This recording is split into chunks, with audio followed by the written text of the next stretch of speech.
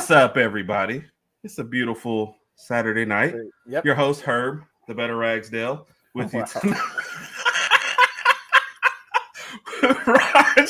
Raj, how are you doing tonight, sir? I'm doing fantastic, fantastically splendid on this beautiful Saturday evening. Got this new T-shirt in the mail. Disrespect will be addressed, Yes, sir. and it will be addressed on August 30th. Herb, thank you for asking me how I'm doing. How are you doing? I know you already mentioned it, but I'm asking you again. I am good. Yeah, well, as the better Ragsdale, I'm really holding things down. I get it. Okay. Yeah. Did you like that quick change right before I did. All right, man. Fun show as always. I almost started to wear a shirt and tie just because of an esteemed guest, but I was like, it's still Saturday night, and suit, tie, and shots, I don't know really go together, Raj. But our guest, Raj, is the actual original tribal chief. Roman Reigns before Roman had to ask permission to use that title. Yeah. Wow. Okay. He sets the true standard for the Bama standard, and in fact, every time you use the words Bama standard, you owe this man $1. Ooh. You know what? With that being said, I'm just gonna say the Bama because I'm cheap. The Bama. That's it for the rest of the night. I gotta save my money, man. All right, and you've seen Marvin Constance's arms, right? And how big he is, right? Oh yeah. This gentleman can lift twice as much as Marvin. Oh wow. Okay. Yes. Let's see. Easily. Let's see. Bring it to the stage. President, co-founder of the Bama Standard. One Justin Riley. Sir, how are you doing tonight? Man, I am great. First of all, I think that I probably can get the $1 from y'all before I get any residuals from Roman Reigns using my moniker. Yeah. You're probably right about that. I have a restraining order because I've called him so many times to get that payment. So it is what it is. Okay. You got tired of you. Yeah. A couple of things. When I saw your new intro, fantastic, by the way. I didn't know if it was a podcast or a Cinemax After Dark show that I'm about to be on. So either way, I'm here to have some fun. And I'm loving the shirts. It says the better Ragsdale and the disrespect will be addressed. So, Raj, I don't know if you're speaking about Alabama's disrespect, or are you speaking about the disrespect from your brother? You know what? Now that you brought it up, initially it was about the Alabama disrespect, but now that you mentioned it, it's kind of going hand on hand with Herb's T-shirt too. So I don't know how I'm going to address that disrespect for my brother. I've been working on it for about 44 years, so I'm still trying to figure that out. But one day it'll happen. Well, we got to start off Saturdays right. Yeah. Roll Tide. Roll Tide. I think Justin's on water tonight. No, I'm not. I got something special in here. Okay. Because I'm not being paid by the company, I can't show the name. Gotcha. If they want to endorse me, I'm open to sponsors. So there you go. Oh yeah, sir. Cheers, gentlemen. Roll Tide, everybody. Roll Tide. Roll Tide. Don't give a piss. Say hello to everybody. Zach always dropping in with the randoms. Zach, National Rum Day. Us. Appreciate you, Zach. Oh, I didn't know that. Did not know that. Yeah. Okay. Should have brought some rum. Zach. Too bad. All right. Yeah. Roll Tide Lady Alpha. Still waiting. That podcast is coming, I believe, early September with their they'll be dropping their first one. So looking forward to that. Okay. Randy says, what's up to everybody? We appreciate you. Randy also had a specific hello for you too, Justin, though.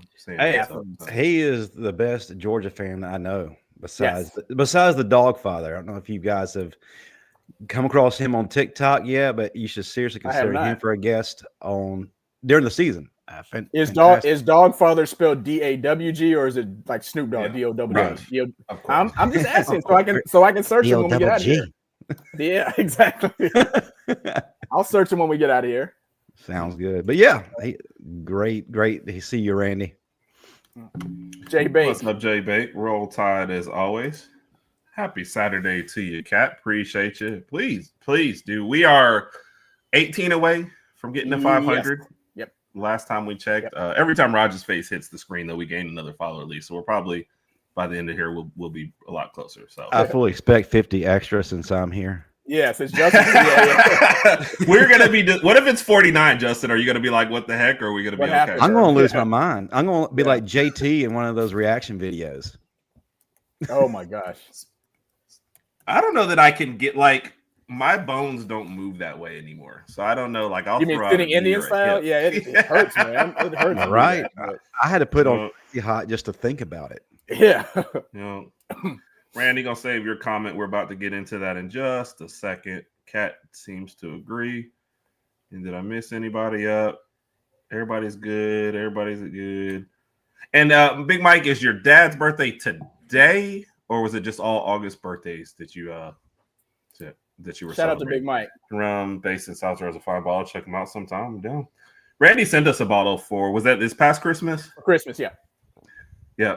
And literally, I think it lasted Christmas. So it was a very good bottle indeed. It was gone. So. Yeah, it was delicious. Yeah. Yeah. We appreciate that. Trina, roll tide, Canada. Hope you are enjoying your day. Well, you had a doubleheader Canadian football, right? That you're enjoying. So roll tide. And yep, he agreed with you. The dog father. Yep. Okay. I have to check him out. No shortage of confidence in here. You know what? It's Saturday night. I think because we both have our shows on Tuesday. Are you coming to say hello? No, you're just going to stand off to the side and just sit there? You have a mystery guest. Intriguing. I know. Who's that? Who is it? Just say hello. Now they're asking about you. You got to say hello real quick. Hello. Hey, you're the guy who pushed Herb in the pool. He said, you're the guy who pushed me in the pool today. Slow clap. He's clapping for you. He's saying congratulations. So, yes, that's who pushed me in the pool today to help with that promo once again. So nobody likes to bully, young man. All August birthday. He's on the 9th. That's interesting because my wife, her mom, and one of the nieces, Maddie's, all birthdays in August as well. So, Metal Cat for pushing me in the pool. Yes, okay. Yes. Okay. All right, guys. We were going to start with, I guess, the negative and then get into some other good stuff. The Michigan sanctions came down this week. I guess I should also put sanctions in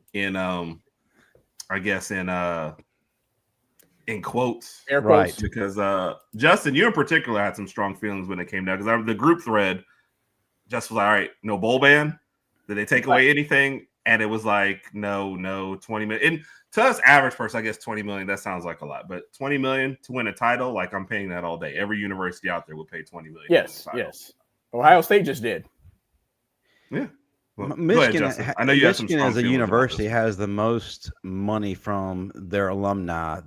One of the most prestigious universities in terms of money. So that's just a drop in the bucket for them. So no big deal. They'll make that in the first half of a football game. My gripe is, and listen, I never had any faith in NCAA. I knew they were not going to ultimately do anything. This is just like, hey guys, we did something. Okay, now we're moving on. The fact is, Michigan got away with murder. There's no question about it. And someone made the argument, well, the players that were present for all that are now not with the current team, so they shouldn't be punished. Well, actually, you had an opportunity to punish them years ago when you already knew they were doing things they weren't supposed to do, but somehow magically all of that just got pushed aside until Jim Harbaugh decided to depart for the NFL. And a lot of their key players either graduated or went to the NFL. And now you're left with the people who weren't a part of that, except Sharon Moore.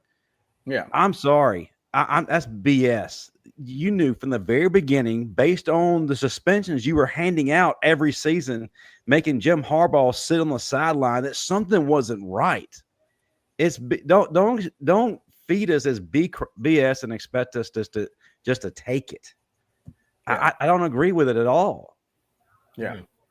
Which, by the way, one of my favorite lines from the whole thing was them saying they didn't want to punish people now who weren't involved with it, and that's why they came down lighter. Like, that's the first time you guys have ever done that in the history of ever. You have never, ever cared about the current students when you're punishing for past stuff. So, like, we're going to set a precedent on a bunch of stuff. And by the way, you've got a couple. Randy had one earlier, so I want to definitely get that one. Yeah. Which is funny. Has anyone ever won a title where your head coach is suspended for half the year for stuff going on? Like that's maybe the wildest thing. Is there going to be an asterisk in any of these books regarding this 2023 title? No. Is there? No. So do you see what I'm saying? So we could discuss it all we want. And I'm with Justin. I kind of feel like a postseason ban would make me feel better. I'll be honest about that. But when you look at all the numbers, fine by $20 million is not a lot of money. They'll pull that out of their sock and say, here you go. Sharon Moore being suspended one game in the 2026 season. I mean, they'll probably I don't know what their schedule looks like. They'll pick an easy game there and say, hey, you got to sit this one out. Oh, he'll be like, oh, sure, no problem. I'll sit at home and watch the game and we'll win by 30, 40 points, whatever. But this is just a slap on the wrist. They got away with it. They did what they did. I'm not going to bring up the whole Rose Bowl situation. We played that game. That game transpired how it happened. It is what it is. But this is even if you didn't slap on the wrist. Punish the current team, there's still things you can do.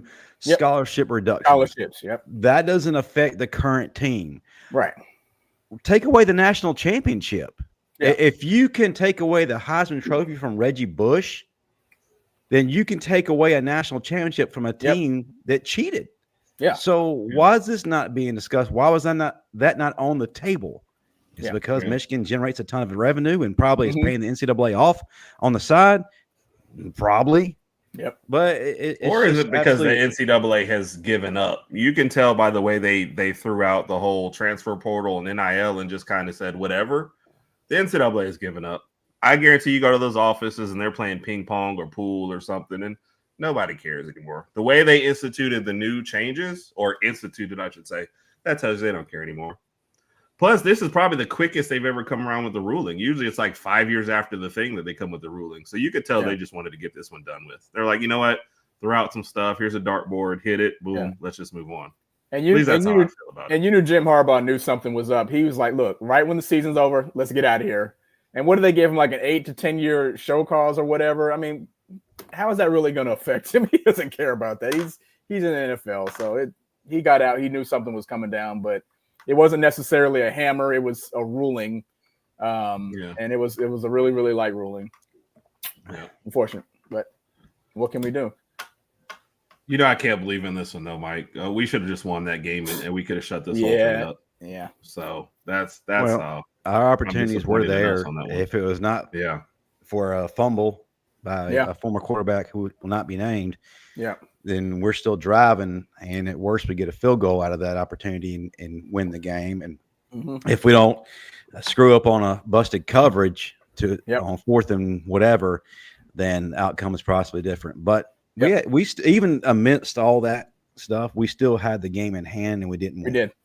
We did. Yeah. That's why, honestly, when all this came down, I was like, I don't care. We, like you said, we were up a touchdown. We gave a full field touchdown, and then we gave up, and we just do terrible in overtime games, it seems like. So, and then, busted play for that. So I blame us for that. So, Super Player, it's always funny when people come in and say anyone grounded in reality saw coming. Good job, buddy. Congratulations. Kelly, roll tide to you. Happy Saturday. Hope you are doing all right and having a drink with us. Kelly? It's time for another sip. So, roll tide. Oh, yeah. I like these sip breaks. Hey, this is why the last hour or the last 30 minutes of the Saturday night show gets a little bit weird, bit more crazy, a little bit more wild. Yeah, so it makes for great. By the way, the funniest thing about all this is anything that they did to Jim Harbaugh. Jim Harbaugh knew what was coming. He won the title. He took off. They're like, oh, a 10-year show call. Come on, guys. Darn. You know what I mean? Like, come on. They just threw that one in. So yeah. You can always tell when you got a Michigan fan. I prove it. Yeah, we could have won the game. We were up a touchdown. Like, Michigan had to drive to tie it. So absolutely. If you don't think that Alabama had a chance to win the game, then you just didn't watch the game. Well, we're not saying that we should have or we shouldn't have. We're just saying we had a chance to. So, well, at that point, you said we're up and we're driving. The game is in Alabama's favor at that point. We had momentum, and if you looked at Michigan's body language at that point, they'd already kind of accepted defeat in some measure, and it was showing by the way they were playing. But then the fumble happened, and life is poured into the Michigan players, and you do that, bad things happen, as we saw. and it did not rule in Alabama's favor at the end. But that was 2 years ago. Going forward, and we got great things to be excited about, guys. Oh yeah. And we'll talk about that in the next segment. Yeah. And I think some of these people just misunderstand what I'm saying. I didn't say that like there was anything that Michigan did in that game. We lost it. That's why I didn't care about this ruling, because we lost in the playoffs. We didn't even make the national championship game, and Michigan beat us. I mean, it is what it is. But if we're going to sit here and pretend like in an overtime game you didn't think Alabama had a chance to win, then that's just I don't understand your train of thought. I always have to give Mike love for this one. The one who said we should claim Notre Dame's lacrosse title as a football natty because we gave them their QB. We'll take it. That one. Yeah, we gave them a placeholder because essentially that's the only reason he saw the field. Yeah. No. Zena just said, I know. Yeah, Alabama could have won, but I mean, that's all we're saying here. That's why, like, I'm not as really caring about this. Look, Michigan beat us, Right. Hats off to them. I think I was one of the first to post it. Hey, man, congratulations to Michigan. I didn't care about the rest of the scandal because they beat us in that game. So anybody who's, like, trying to take shots now, I mean, okay. Like Zena, not that you should have won it. I mean, we had a chance to win it, period. Yeah. I don't even know what you're arguing right now, to be honest. We did have a chance. I don't either. Just argue to argue. Yeah. So, but hey, it's engagement. Engagement is good stuff. That's what we as content creators want to encourage. But it gets me. The first time we had a hater, we were happy. Go ahead, Justin. I'm sorry. Well, it also gets me is that they give this show cause to both Jim Harbaugh and Connor Stallions. Okay, what does that do in the grand scheme of things? Guys that are far removed from college football, and let's be honest, have no shot of returning. So what does that do? Right. Congratulations. Nothing. You gave a penalty to somebody that is never going to have any effect whatsoever on. But you know what? You did something. I'm just a little bitter because of the way they handle things. Yeah. And so Sherrone Moore, the only one left over there, a 2-year show cause order, and he suspended a total of 3 games. So the 2 game was already coming, so they just gave him 1 more. Will be suspended the first game of the 2026. Apart from the 3 games, he's not prohibited from engaging. Wait. Did they already say what game he was suspended for the 2026 season, or does Michigan get to select that? I'm sure they'll select it. Get to select that. They're probably going to select the least hardest games, right? Like ITT Tech, DeVry, and West Texas Library College. Yeah. He said, I think he gets to choose. Yeah. Okay. I was about I thought I put it on the screen. That'll show them, Randy. I believe we did. And yes, Randy knows once the liquor starts flowing, you get a good rant from him in the end. So he posted a short, so we'll repost that afterwards. So 1 game was deferred to 20. I think that's what I was just reading. Yeah, that's what we were deferred to 2026. Yeah. And he says ZNet says probably the same game. And by the way, if you are Michigan, we appreciate you stopping by. One reason why we put certain tags in there, we wanted some Michigan people in here. So I was hoping Underwood Unleashed would swing by to talk about it, but we never want to say we didn't give a voice to anybody that was out there wanting to talk. So that's it. The meaningless group of like I said, they gave up. They gave up well before this ruling, and they're going to continue to give up moving forward. I think they realized that the college football season was closing in, and they just said, "Okay, let's just finish this whole nonsense and get it out the way.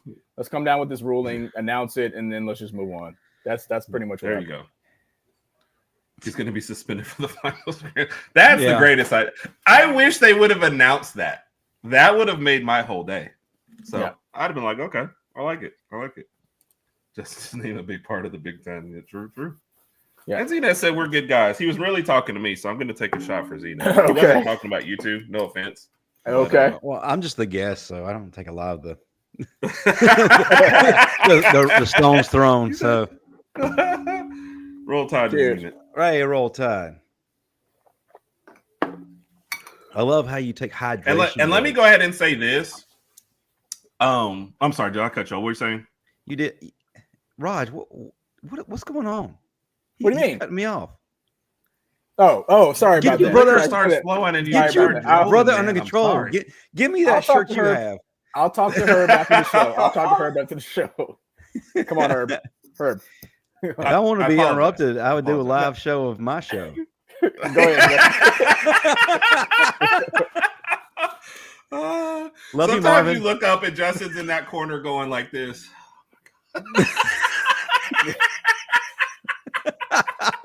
Hey, lucky I'm saved. Yeah. Yes. He goes, Lord, I can't kill them. Oh, okay. And guys like stop praying because they are working my nerves too. I know. Kelly knows where I'm coming from. Kelly, what's up? Yeah. Saw you in the chat. Oh yeah. Yep. Kelly's swinging by. I hope she's having a good night. One thing that I did say about this, because we're all talking about the ruling. If this was what they did to Alabama and we won the title, I would be just like every Michigan fan right now, and I'm not even gonna lie. I'm like, ooh, yes. We paid $20 million. Yeah. We got a couple little stuff. Our coach who left, Saban, he went back to the Dolphins and he's fine, and we win the title. I'd be celebrating. I'd probably buy more national championship gear after the ruling than I had before. Hey, I promise you couldn't shut me up. You can go ahead and count my donations flooding into Yay Alabama if that's what it takes.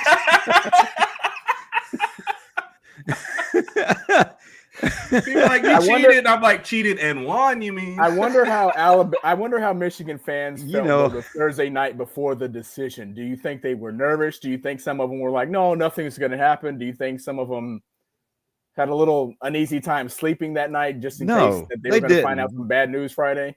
Not at all. Yeah. They knew what was coming. They were collecting money for it like a crooked pastor asking for money for the building fund.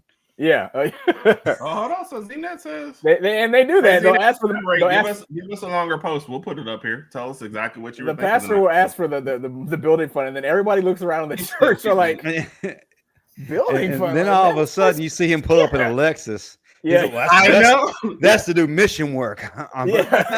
Hey, you know what? He didn't say the building was here. He said exactly. The building fund. If you want to check out the building fund, here's my Zillow address. Yeah, exactly. Yeah. What'd you do? Yeah, I got a new grill and I built a patio back. I got a grill back here too. Yeah.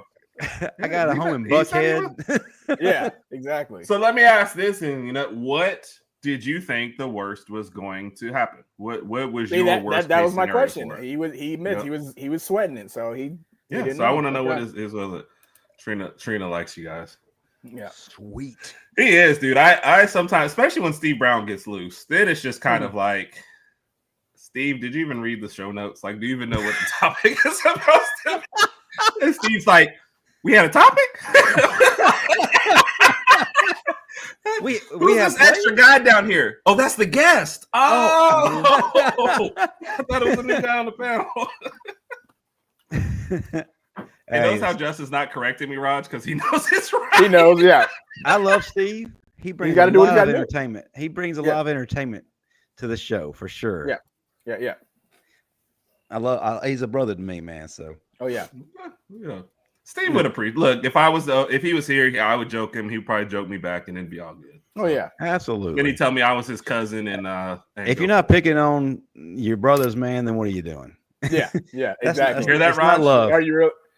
Herb and I do it all the time. Yeah. No, that's just something different. There's something deep within that needs to be talked about and brought to the surface. Yeah. Is he talking about Hugh Freeze? Oh, wow. Hugh Freeze, if you're listening, we appreciate you for listening. You can jump into the chat and say whatever you want, man. It is what it is. Awesome. So I'm gonna put these two up back to back because I thought the worst case the 90 strip. I agree with Trina. I thought there was 0% chance at the 90. Yeah, I didn't think they were gonna do that. I didn't think they were gonna do that. So, and like I said, he's a fan, so I get it. When you're in the middle of it, it feels a little different. But from the outside, I never thought it. So. Yeah, we're kind of a shady show. Yeah. So that's absolutely. I mean, would you rather us be boring? Yeah. So, I think that's probably enough. Yeah. With Michigan for the day. Ooh. Yeah. Yeah, but you gonna make it? They have soft. I might be dying. We need to pray for you. We lay hands on you. No. Just give me some of the building fund money. I'll be. Yep. Trey, I don't know if you came in right in the middle of that, but that's what I said. That's what everybody on the panel agreed. They outplayed us and won. That's why I wasn't really caring about the ruling at this point. So that's kind of what we said for that. So I don't know if Cat means it's too late for that or too late for me, but Justin, this is how we're gonna do our transitions tonight. We've got something prepared for you first. Oh wow. I'm honored here. So I don't get that on my show. I might stay here. Well, that's because we actually love you, Justin. So. That does bring up a question, Justin. Yeah. And I have an answer. Does preparing as a guest, is there like a little weight off your shoulders showing up for that versus having the host? Like, do you enjoy that? I do, because the anxiety just really isn't there. When you're trying to plan for the whole thing, there's a lot that goes into it. You got a lot of stress, a lot of pressure, a lot of performance anxiety. Especially when you have a bunch of alpha males that you're having to prepare for. Yeah, it's a little different. But when you're the guest, all bets are off. And you just talk about what you know. You make jokes when you don't know anything. And it looks like it looks like you have some kind of credibility. Yeah. And I thought you'd appreciate that too. Because you're like, hey, I want to know what we're going. I like, Justin, you show up, man, you're gonna be fine. Everything we talk about, you're absolutely gonna. Now, I'm married. I am OCD. I like to be performance prepared. I'm like Sheldon Cooper when it comes to preparing for stuff. Podcasting is a grind. That is true. That is true. Yeah. It is. I need to am I getting behind on my comments real quick? No. Is it weird? Is it weird that sometimes you wake up and the first thing on your mind is like, what can we talk about on the podcast, or what can I post on social media? That's the weirdest thing sometimes. It's like, what can I put out there today? What kind of content? It's a legitimate concern. What am I going to do that's going to be relevant? Exactly. And it's going to bring people in. It's going to cause them to engage. What can I do that's different from what everyone else is doing? Because so many people are regurgitating the same information. So what can I do that will separate me from the other commoners? Exactly. Was that a little too much? No. Not a hey. I think we encourage everybody to be themselves. Say it. Yes. Yeah. Think about then again, we talk about we got hydration flowing. We're like, is the show gonna be good? Are we gonna like it? So I legit thought this was an eggplant emoji at first, but she's just saying she likes spicy shows. Oh gosh, Herb. If they're putting an eggplant emoji next to the spicy, then we got a different kind of show altogether.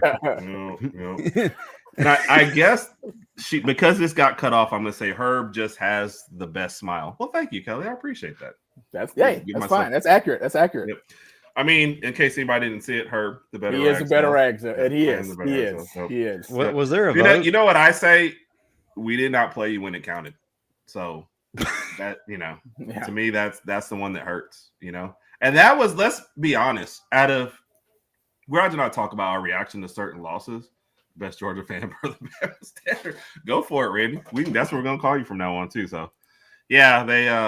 And I could say that I'm not one of those Bama fans that say screw everybody else. I can cheer for the other SEC teams when they don't play us because we have the best conference in the country. Yeah, football is a lot more enjoyable when you can honestly cheer for everyone else because you enjoy football. And and it's funny. I know we're getting like way off topic, but that's what we're doing tonight. So. Yes, that's what a Saturday show's about. That's fine. The topic. I've had people say you're not a true Bama fan. Yeah, bull crap. Yeah. I pay 5 years out of state tuition for my Roll Tide. I can do whatever I want. Don't sit there and tell me you're not a true Bama fan. You know what? You probably know where the university is. The only thing you know about the university, you probably couldn't name 5 players on the roster. Let's be honest with you. The only thing you know what to do as soon as we win a title, you're at Walmart getting a T-shirt and an autograph. Yeah. Yep. That's true. That's well true. Said, sir. Well said. And I guess you guys see each other on Twitter. We can connect y'all. Yeah. We didn't have a super show. Yes, sir. Justin Becker, yes, I agree, Kelly. When is that? Good job. And when is that game? It was the Athens game. Is it September 27th, I believe? I would have to pull up my Google, my schedule. My intranets. I think it's September 27th. Yeah. I think it's September 27th. Yeah. No eggplant. Well, no eggplant. See, now we're going to save that one question for the next one. Yeah, unhinged. September 27th at 6:30. Yeah. And she gets this because she's in Canada. I'm not sure. I don't even understand that. I mean, if you've been rooting, let me tell you who's not a true fan. If you started just under Saban and that's what you think Alabama football's always been, you know what? You are not the true fans. Yeah. I hate when people say you're not a true fan. Listen, if you're a fan during the Mike Shula years and the Mike DeBose years and you stayed with us, you are a fan. Here's that. No shade at Mike Shula. I love Mike Shula. No. I mean, we they could were go just off rough on, years. Yeah. We could go off into another rabbit trail as far as that goes. And I have knew this about you, my stance on that. But I think Mike Shula doesn't get enough flowers for what he had to actually endure. Yep. Yeah. Yep. It wasn't easy. It wasn't as smooth as it was nowadays. And back then, your mentality going into each game was much different or going into each season, which was much different than it is this year or nowadays. Yeah. Nowadays, it's, SEC champion, national championship. Back then, it was like, let's see what happens. Let's see what happens today. Back then, they didn't want us, and now we're hot. And they all on us. Well, let's go ahead. Let's go ahead and talk about Mike Shula. Everybody, and it's funny as a Bama fan saying that Kalen DeBoer is another Mike Shula. Let's actually dive into that because Bama fans who actually say that or anybody who says that don't understand exactly what Mike Shula inherited. He inherited a team that was fresh off of scandal. Yep. And then when they hired another coach after Franchione left in the middle of the night, he went to the strip club and was fired in 20 minutes. And he was a guy that was basically said, "Hey, you want to coach? Come on over." And he said yes, and he didn't have to. He had a team on probation, scholarship reduction, bowl bans. He had nothing to work with. And people want to get mad at him because he didn't win national titles. Come on. And then when he got off of bowl ban, he's still dealing with scholarship reductions. Yep. And when he started getting any kind of momentum, everybody got hurt. In 2004, half the team got hurt. We were playing with a 4th-string quarterback, and Ken Darby was having 50 carries a game just to have any semblance of an offense. 2005, everybody's healthy, except for Prothro. And you're able to see what Alabama really was under Mike Shula. And then everyone left after that. The key players, the players that played in the NFL for several years left. And then Mike Shula was fired after that because he went 6-6. But I thought he was a good coach given what he had to deal with. And that was his first job. You don't cut your teeth on Alabama? Come on. Yeah. I agree. I mean, I guess we have 2 segments of Justin we're going to have to cut to show out there. I just went off. And Kat makes a good point. Yeah. These are the exact same people. And Trina's giving you. And he was a great recruiter too. Yeah. He tapped that Florida market that we didn't tap before, and we got fantastic players. Half our fan base can't find the carton. They don't even know what's going on. They're walking around with 2 eggs. One of them's cracked, and they're just like, "Oh no, fire him! Get somebody else." Like they think, "Hey, you fire the guy." People say that all the time when a coach does bad, but I have to constantly remind people that when you fire a coach, it's not as easy as just firing a coach and bringing somebody in. You're going to lose players behind that coach. It took a lot of time to get that coach. You might lose respect from certain people. A lot of things are going to go when that coach leaves the door. All those guys he brought in that came to school they're all going to leave too. So then you have to do that all over again and figure that out. So absolutely, there's a ripple effect. There's a ripple effect that fans don't take into consideration. Yeah. Like, share, subscribe, everybody, please. Yes. Started the show, we were 18 away from 500. Help us get there. Herb, the better Ragsdale, Raj, Justin Riley, tribal chief of the Bama Standard with us. Yeah. Justin, we're going to talk about your I got a graphic. Oh, my God. I don't even know what to say. Raj is top 5, but Justin is taking over. Okay. 5. So wow. I don't even know if I'm correct on your top 5 because you wouldn't give that list back to me. So do you know if I'm correct or not? We're about to find out. Let's figure it out. Let's see. Out. Who we got? Who we got on the list?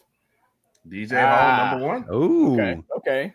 Yeah, he's one of my top. He's my top 5. And listen, DJ and I are really good friends, so that plays a part into it. And I think that DJ Hall gets a lot of unfair criticism than he deserves. And Bama fans don't really understand his story. I know his story. He and I talk. Mm-hmm. He's a good guy, and he's arguably one of the best receivers to ever come through the University of Alabama. And there is no disputing that.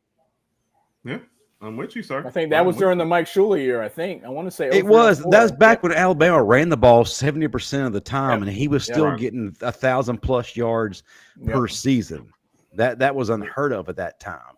If he's playing in the modern offense, good Lord, he's winning Heisman's. Yep. Mm-hmm. Who we got? And a lot of people discount eras, so that's a very good point. Oh, let's see, number 2, Andrew Zhao. Andrew Zhao had a cannon on him. He had a cannon. I love Andrew Zhao. What was great about him was his leadership ability. Yeah. He was the guy that got benched at one time in favor of Tyler Watts because that was a popular thing, and that's what the boosters wanted. No shade to Tyler. Tyler did well in 2002, no question. But this is a guy that, despite all the adversity that was thrown at him, did not complain once. He was still on the sideline encouraging his guys. At any time Tyler had any success or anyone had any success, he was the biggest cheerleader out there. And that resonated with me. And then when Tyler got hurt in 2001 and all looked lost, he comes in there and Alabama goes undefeated the rest of the season. We get to a bowl and we go out in a bang.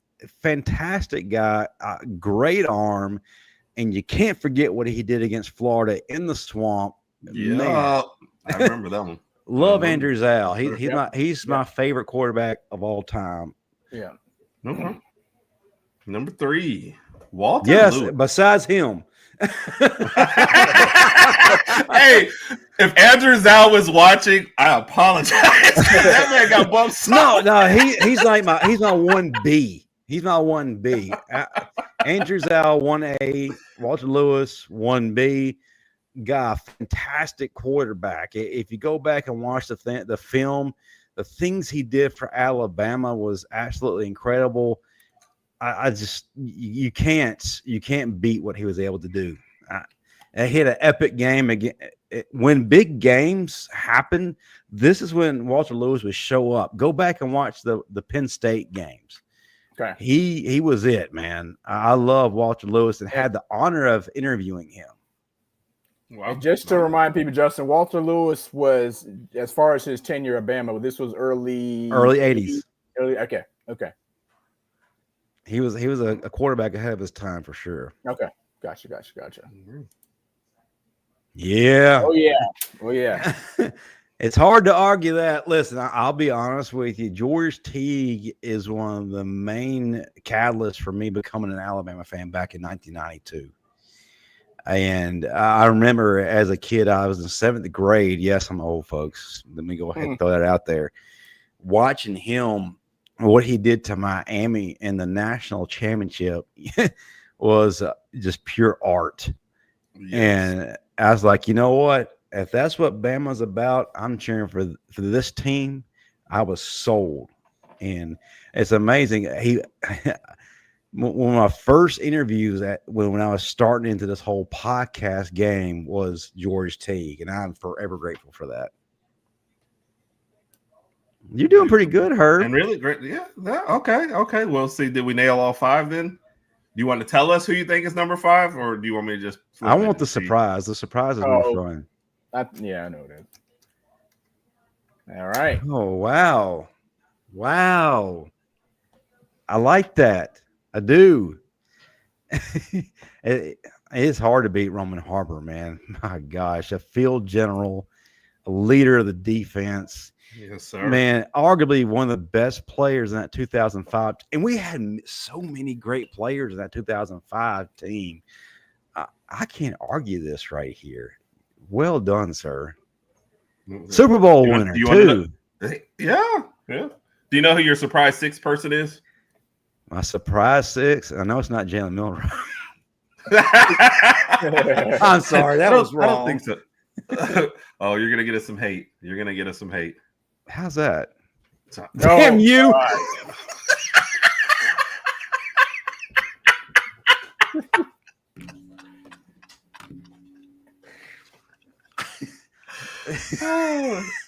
Folks, for those of you who are not in the know, I gave Herb a very hard time because he didn't know who John Hannah was when he was talking about him on a podcast. And true to Herb, he don't let things go, y'all. He's like that crazy ex-girlfriend that keeps bringing up what you did to them. Yes. I believe Petty is actually my middle name.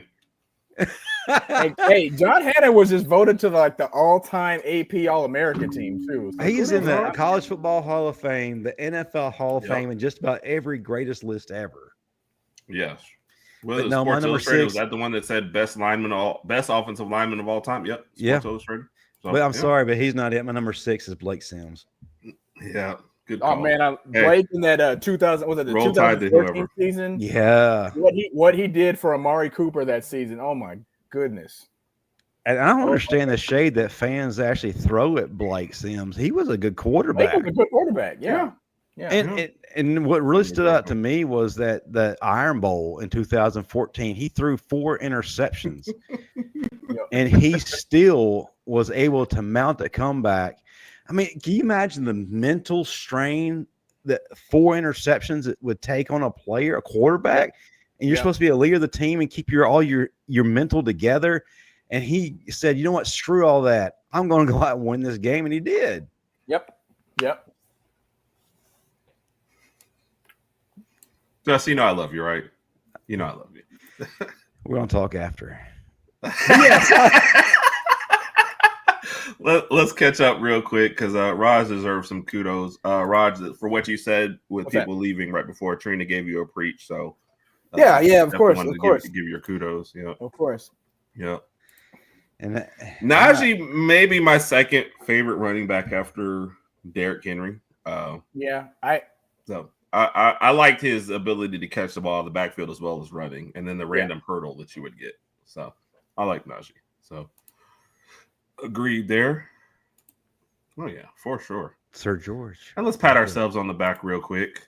Yeah, we're getting close. It's and like I said, come on, folks. Justin has definitely helped us out a lot in the last couple months. I don't even know what happened. One day, I think Justin and Justin, did you hit me up random? It's like, hey, I want to help y'all out. And I'm just like, what?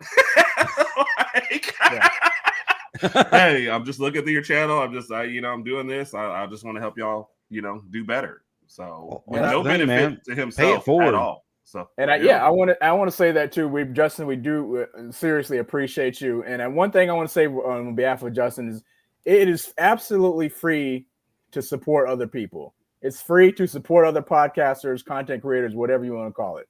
It's just helping people out. That's all it is. It's free. It doesn't take too much time. It's not going to take away from your shine. If you think it's going to take away from your shine, then just leave it over there. But we appreciate Justin. He's helped us out tremendously, trying to work out the logistics, the behind the scenes from some of the things that go on in social media that Herb and I were completely unaware of because we had no idea about all this. We were just making videos. Hey, how come a million people didn't watch yet? Well, we got to. Time out. You got to before you watch. Yeah. So I appreciate that. We appreciate it. If somebody wouldn't have done that for me, then we wouldn't be where we are as the Bama Standard. So I completely believe in paying it forward. So when I saw what y'all were doing, fully believe in the product. Of course, everyone in the chat here can attest to that. Y'all are fantastic podcasters. Thank you. I'm looking at the numbers and I'm like, this ain't right. So let me help these guys out. Thank you. When ESPN gives us that call, I will make sure to give you 2% of everything we make. 2%?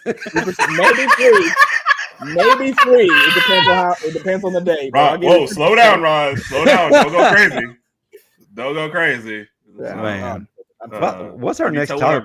I forgot where we were in this whole thing. We're about to go into the scrimmage today. Fall scrimmage, kind of random. Yeah. And I'd made sure to ask Justin before because I wanted to gather more notes, but as y'all saw, the person who pushed me in the pool is basically keeping me busy all afternoon. So I only have a couple notes from it. So it's a 7th grade at that time. Kelly doesn't age at all. I know. I think she's been like 38 for like 20 years now or something like that. I was going to say 28. She's like the Claire Huxtable of our little family here. She Absolutely. Absolutely. So Kelly is keeping it together very, very well. Better than I am. Somebody.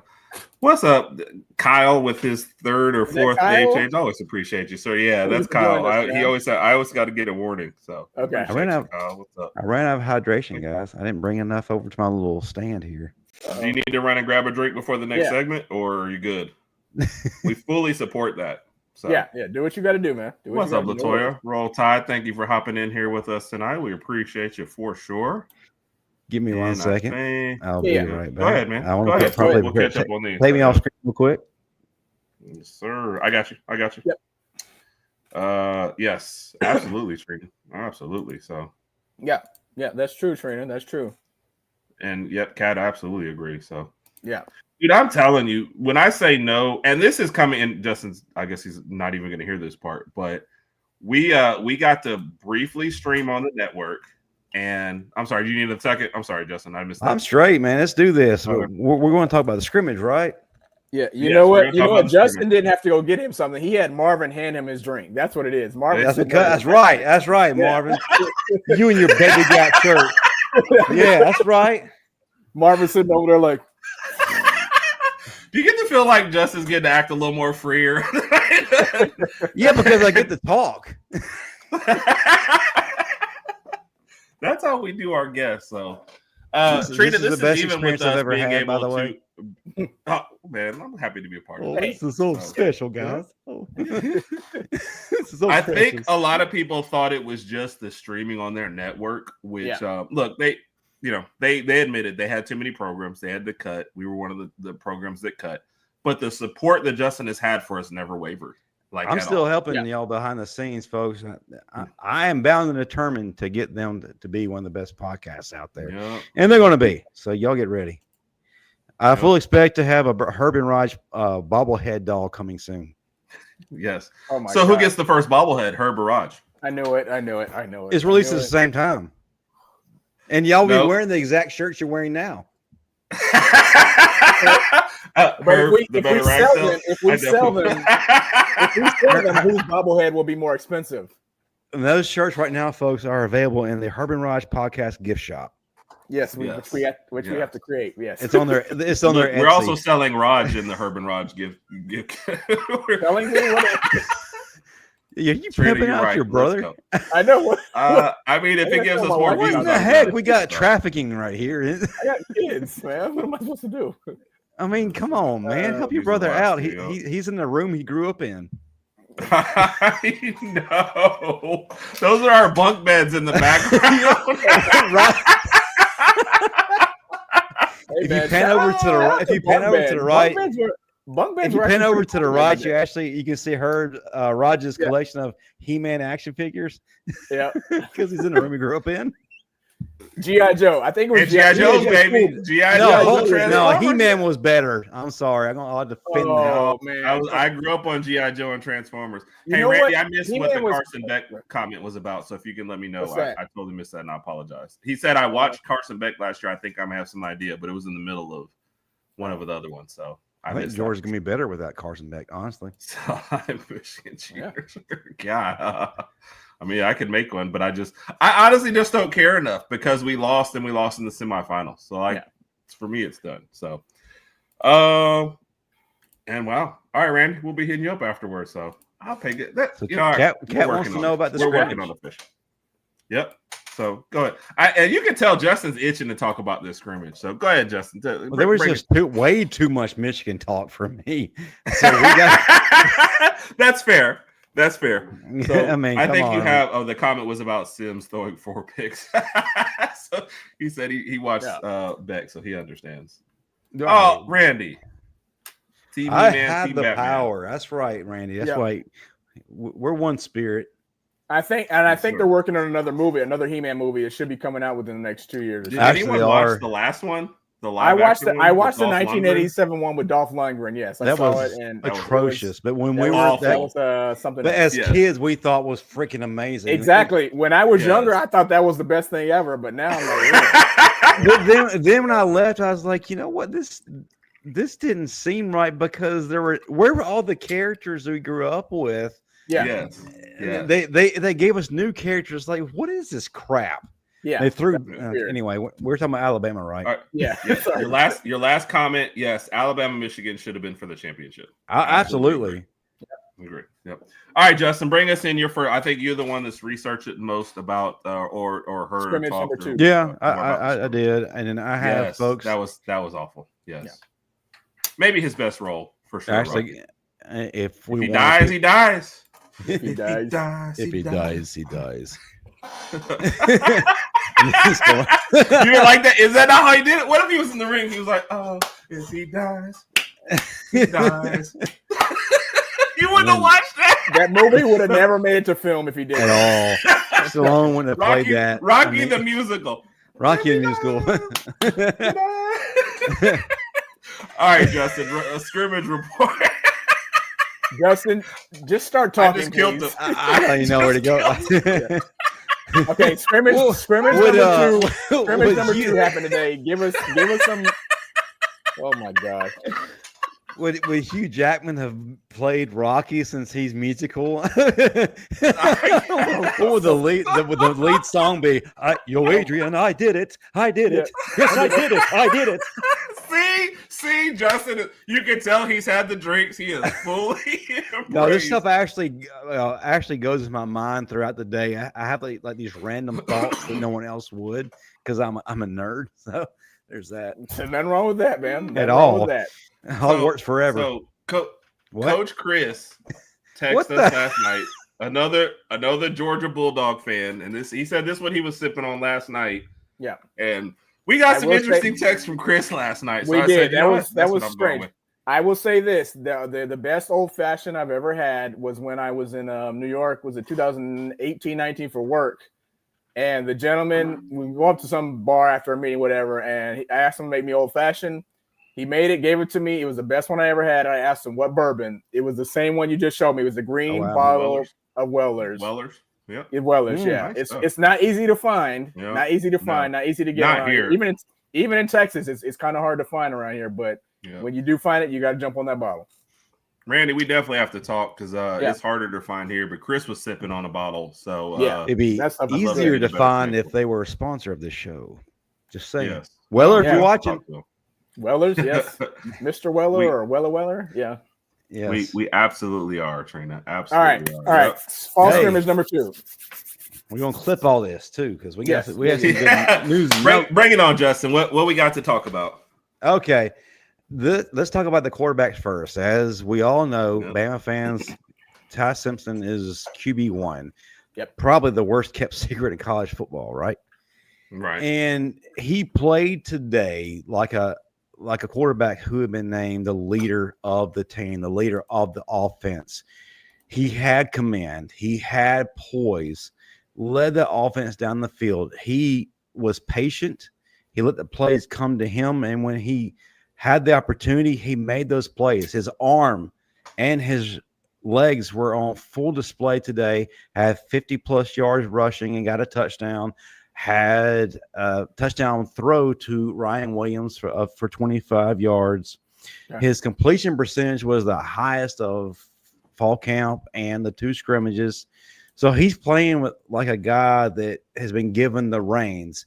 And like I said, we as fans knew that he was going to be the guy regardless, but he's a competitor. He's humble.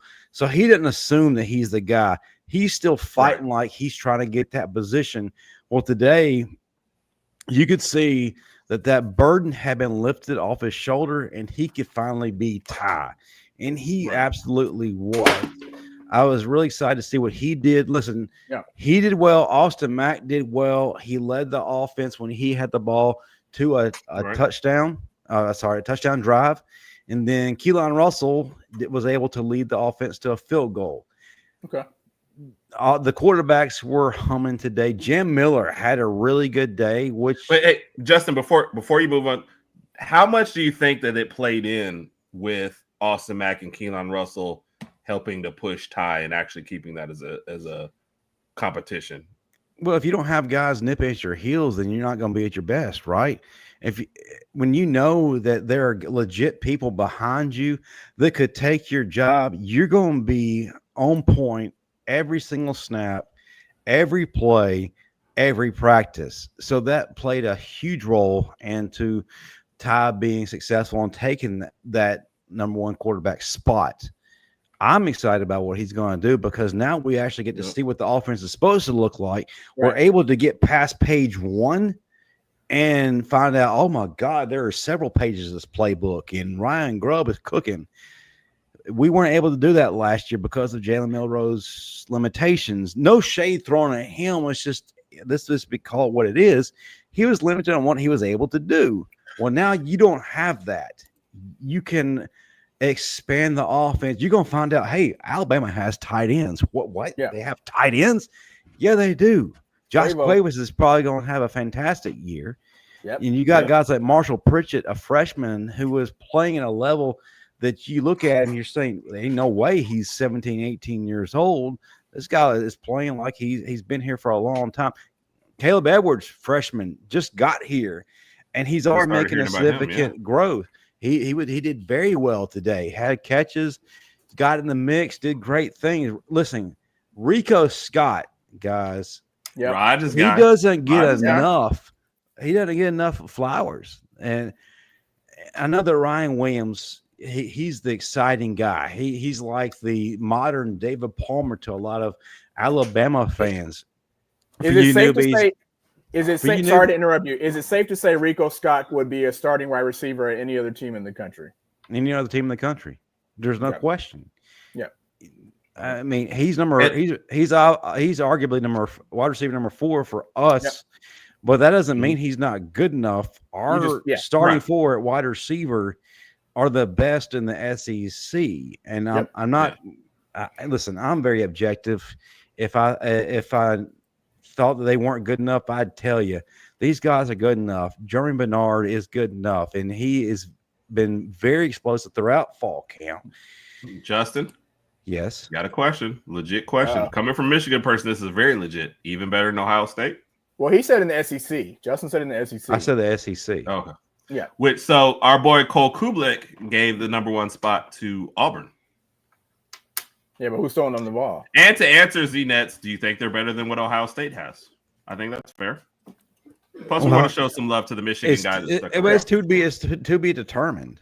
Yeah, I'm not going to say that they're better than anyone else right now.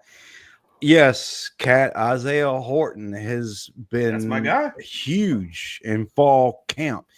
And I don't mention him a lot because I'm trying to give shines to these players that aren't getting mentioned as much. But he's been performing at a high level, explosive play after explosive play. Yep. He has NFL potential. I'm excited about what we have with him. And listen, Ryan Williams is probably going to have the best year as a wide receiver than you can arguably imagine because he has people to take pressure off him. We have legit receivers that are going to command the attention of DBs. So he's going to be able to run free. Jam Miller, for the second scrimmage in a row, showed out. Jam Miller didn't get the touches that he deserved this past season, and I think that's resonated in him. He's been anxious to do his thing, and listen, he's been doing it in fall camp. He's been doing it in the scrimmages. It comes as no surprise. We're going to be very good in terms of an offense. Defense. Hey, before you go for that one, the pictures that we're seeing of Jam Miller, are those him or are those photoshopped in? Because oh my goodness, like no, they're real. It's a testament of what David Ballou is doing in terms of a physiological standpoint. Cam as well. Yep. What the hell? You can tell the vibe with the team is different. They are all taking accountability and thinking, okay, I have to improve myself to improve this team. And everyone is, you can just tell they've all bought into it.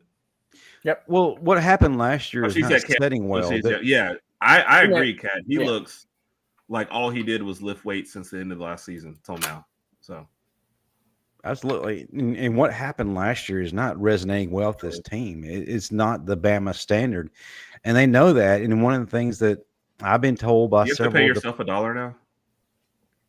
What? Oh, you said Bama standard. I did. You said Bama standard. Yep. I have to get my EBT card going. And agreed, Kelly, also on both of those too. Yeah. Sorry, go ahead, Justin. I'm sorry. But no, but these guys look at the fact the defense in a minute too. So. The biggest thing that stands out to these guys right now is we hadn't won a national championship in 5 years. Yep. And it's hard to really imagine that. It's been 5 long years since Alabama has won a national championship. And that means something to these guys. And they want to be able to say that, hey, we're going to continue that championship tradition. And they're buying in right now. The players that weren't quite buying in have moved on. They're either going to the NFL, they graduated. So what we're seeing from this team, what we're hearing from this team, the brotherhood is real. Let's go to the defense today. Nakai Hill-Green, that's a name we heard in the last scrimmage, transfer from Colorado. If you're not familiar, definitely take a look at what he was able to do in Colorado. Yes, you're probably saying, well, he's from the Big 12. What does he really know? Or what is he really able to do? His stats are overinflated because he was in a terrible conference. No. He came to Alabama. He understands what the expectations are for an SEC player.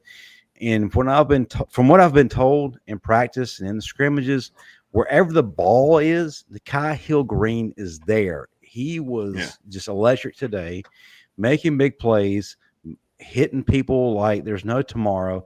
You kind of got a little bit of a Reuben Foster type feel, and it's really cool because it's like a competition with his other teammates.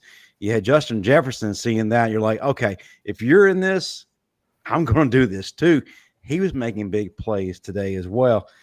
And Jeremiah Beeman, my gosh, I'm getting vibes of the second coming of Quinnen Williams. Everything I'm being told throughout practice and then in the scrimmages, he's just an absolute terror, which is what is needed. We need those extra guys other than LT Overton and Tim Keenan. And it looks like he's that dude. I'm excited. Dijon Lee today, he got extensive playing time, got valuable reps when they were doing the red zone drills. He was able to stop a touchdown from being scored on third down, forced a field goal, prevent a touchdown from happening. This kid, he's not your typical 18-year-old, guys. This kid, this is a kid who has gone from 0 to veteran in 50 seconds, right? I'm excited about what he's going to be able to contribute as far as a rotational piece. He may end up starting towards the later part of the year. We got a incredible amount of riches when it comes to depth this season for Alabama. Yep. What we also like is Raj and I, you saw our first video and you mentioned Rico Scott, and that was one of our underrated players. We mentioned that. Our defensive one is coming out on Monday, and Nakai Hill-Green is one of the players we mentioned on that. So you're covering a lot of stuff that we've heard. I mean, I'm sorry, that we were thinking. So we definitely love that. And the vibe, Jeff, definitely feels good coming here.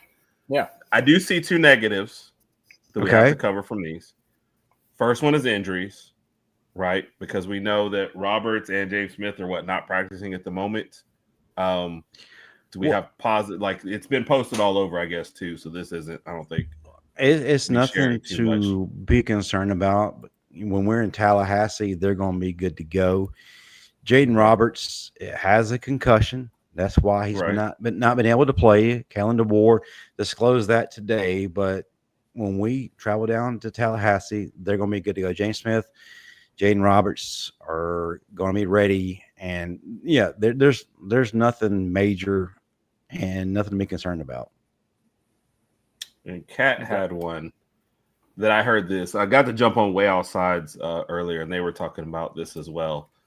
The kicking was not the best. Listen.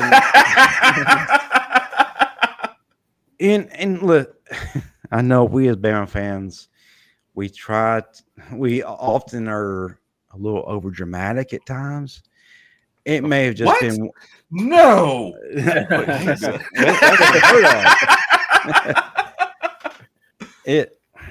It may have just been one of those days for the kickers where just things weren't going their direction. From everything I've been told up to this point, Connor Talty has been on point. He's been consistent. He's been making those kicks, and then today it just didn't fall in his favor. So it's nothing to be concerned about, Bama fans. We're not going back to the days before Will Reichard when we absolutely had to score every touchdown when we're in the red zone. Yes, Will Reichard did spoil us. He did. Right. I think we were up until the Tua era, and when the Lane Kiffins of the world kind of let us loose. So true. I feel like that has kind of changed, and it just depends. So, now I had saved a couple things. No, we'll save that. This was one that Kyle asked earlier, so I'll have to at least throw that up. Well, and Trina had a follow-up. I apologize, Trina. She said I wouldn't, bet against him leaving. There's a chance he leaves, there's a chance not, but saying 100% he's leaving, I think, is just overblown. Well, I think we talked about it earlier. There's just no way I believe that he was guaranteed, like, hey, you got to start. So I don't think he's thinking, if I don't start year one, I'm leaving. Right. Now, look, if Ty balls out and stays next year and wins the starting job, could I see him leaving? Yeah. But there's worse things than, being a freshman quarterback and not starting year one in the SEC. I think he's fine. Well, if Ty balls out, he's going to the NFL. There's no question. Right. And what a lot of people have to realize that 98% of what Paul Feinbaum says is just to get engagement. Yep. Yeah, I mean, he's what they used to refer to as a shock jock. Yeah. So he's saying things to get people riled up, so they'll call in, they'll tune in, and so on. Listen, Keelan Russell understood the assignment when he came here. He knew that Ty Simpson was ahead of him. He knew that he'd have to battle Austin Mack. So he ultimately he's going to play the waiting game. As long as Alabama communicates to him clearly, hey, this is our vision. This is what we want from you. We have a package for you to where you're going to gain valuable reps. And then when it's your time, we're going to hand the reins over to you. So I think he understands what's going on. And he's not your typical modern day athlete to where if he doesn't start game one, rep one, then he's in the portal. He's going to play the long game, and he's going to get his opportunity next season. And I think it's important for people to understand that. Well said, too. Keelan just needs to get reps this year. He does not need to start any games. Just get him on the field, get him familiar with playing in the SEC, get him familiar with playing college football because it's much different than Texas high school football. Yeah. Just get him out there, get him to get a feel of the game, a feel of the offense, understand certain things, etc. But to Justin's point, play the long game, see what happens this year, see what happens next year, and we'll go from there. But I don't think he's leaving. And again, we'll see what Ty does this year. And then if Ty has a great season, balls out, and he returns, is that necessarily a bad thing for us? It's not a bad thing. No. And can we also say this? We're still recruiting quarterbacks anyway. If Russell left, you have to think that the coaching staff is prepared for it. This is the coaching staff that came here, saw Julian Sayin, who might be starting this year, and said, like, hey, we're probably going to go in another direction anyway. So we're good. So I trust the coaching staff. I think they'll make a proper evaluation and they'll figure it out. If Russell doesn't end up here, I'm not even going to sweat. I figure like they'll be like, okay. So exactly. You do have to. Well, I think there's too much in the college and the NFL ranks. Too much of we got to get this guy to the field sooner. You do not. Right. Okay. Well, you absolutely do not. We live in a microwave generation where we have to have what we want right now. Mm-hmm. If a quarterback's not ready, one of the worst things you can do is put him on the field. Thank you. Yep. Thank you. He's not been able to show that command of the offense that you would want to where you have full confidence in starting him against a Florida State or against anyone. Right. So let it play out the way he needs. Let him make that adjustment. Like you said, there's a big gap between high school and college. Yes. Tua Tagovailoa did not become Tua Tagovailoa week 1. He got in when the opportunities were there, albeit garbage time, but they were valuable reps. So when he was called upon in that national championship game, he was ready. Yeah. But listen, if Ty Simpson calls heads and on the coin toss and it's tails, don't be ready to fire him in the sun, Bama fans. Yeah. They will though, but yeah. They will. I agree. They will. There was a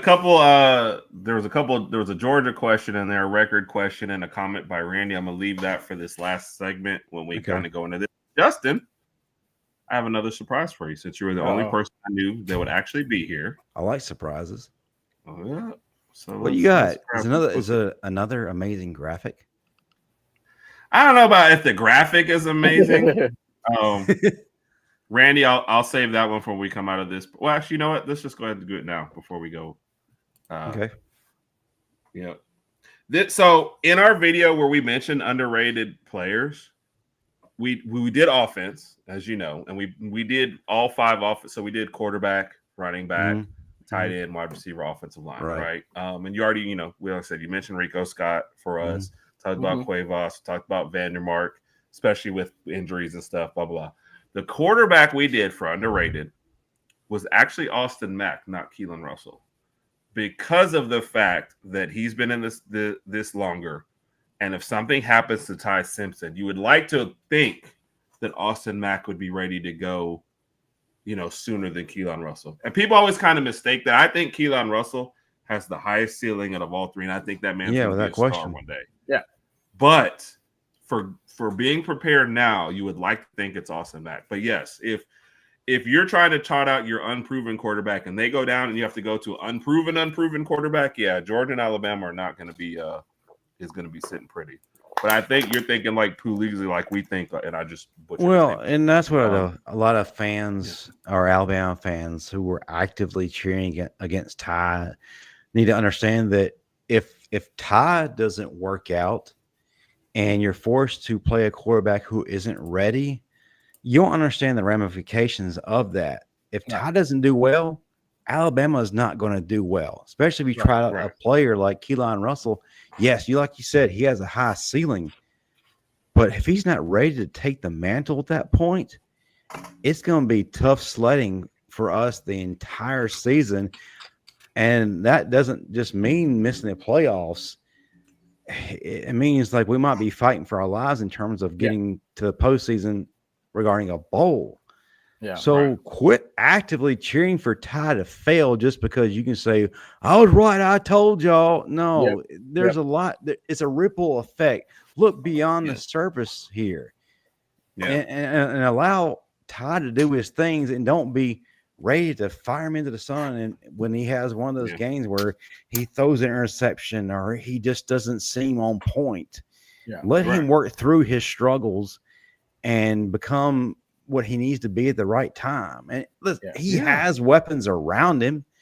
It's one of those things to where he has a plethora of riches where he doesn't have to be a superstar right away. As long as he gets the ball to his playmakers initially, that's all he really needs to do. And then when he's comfortable to take off, he'll do that.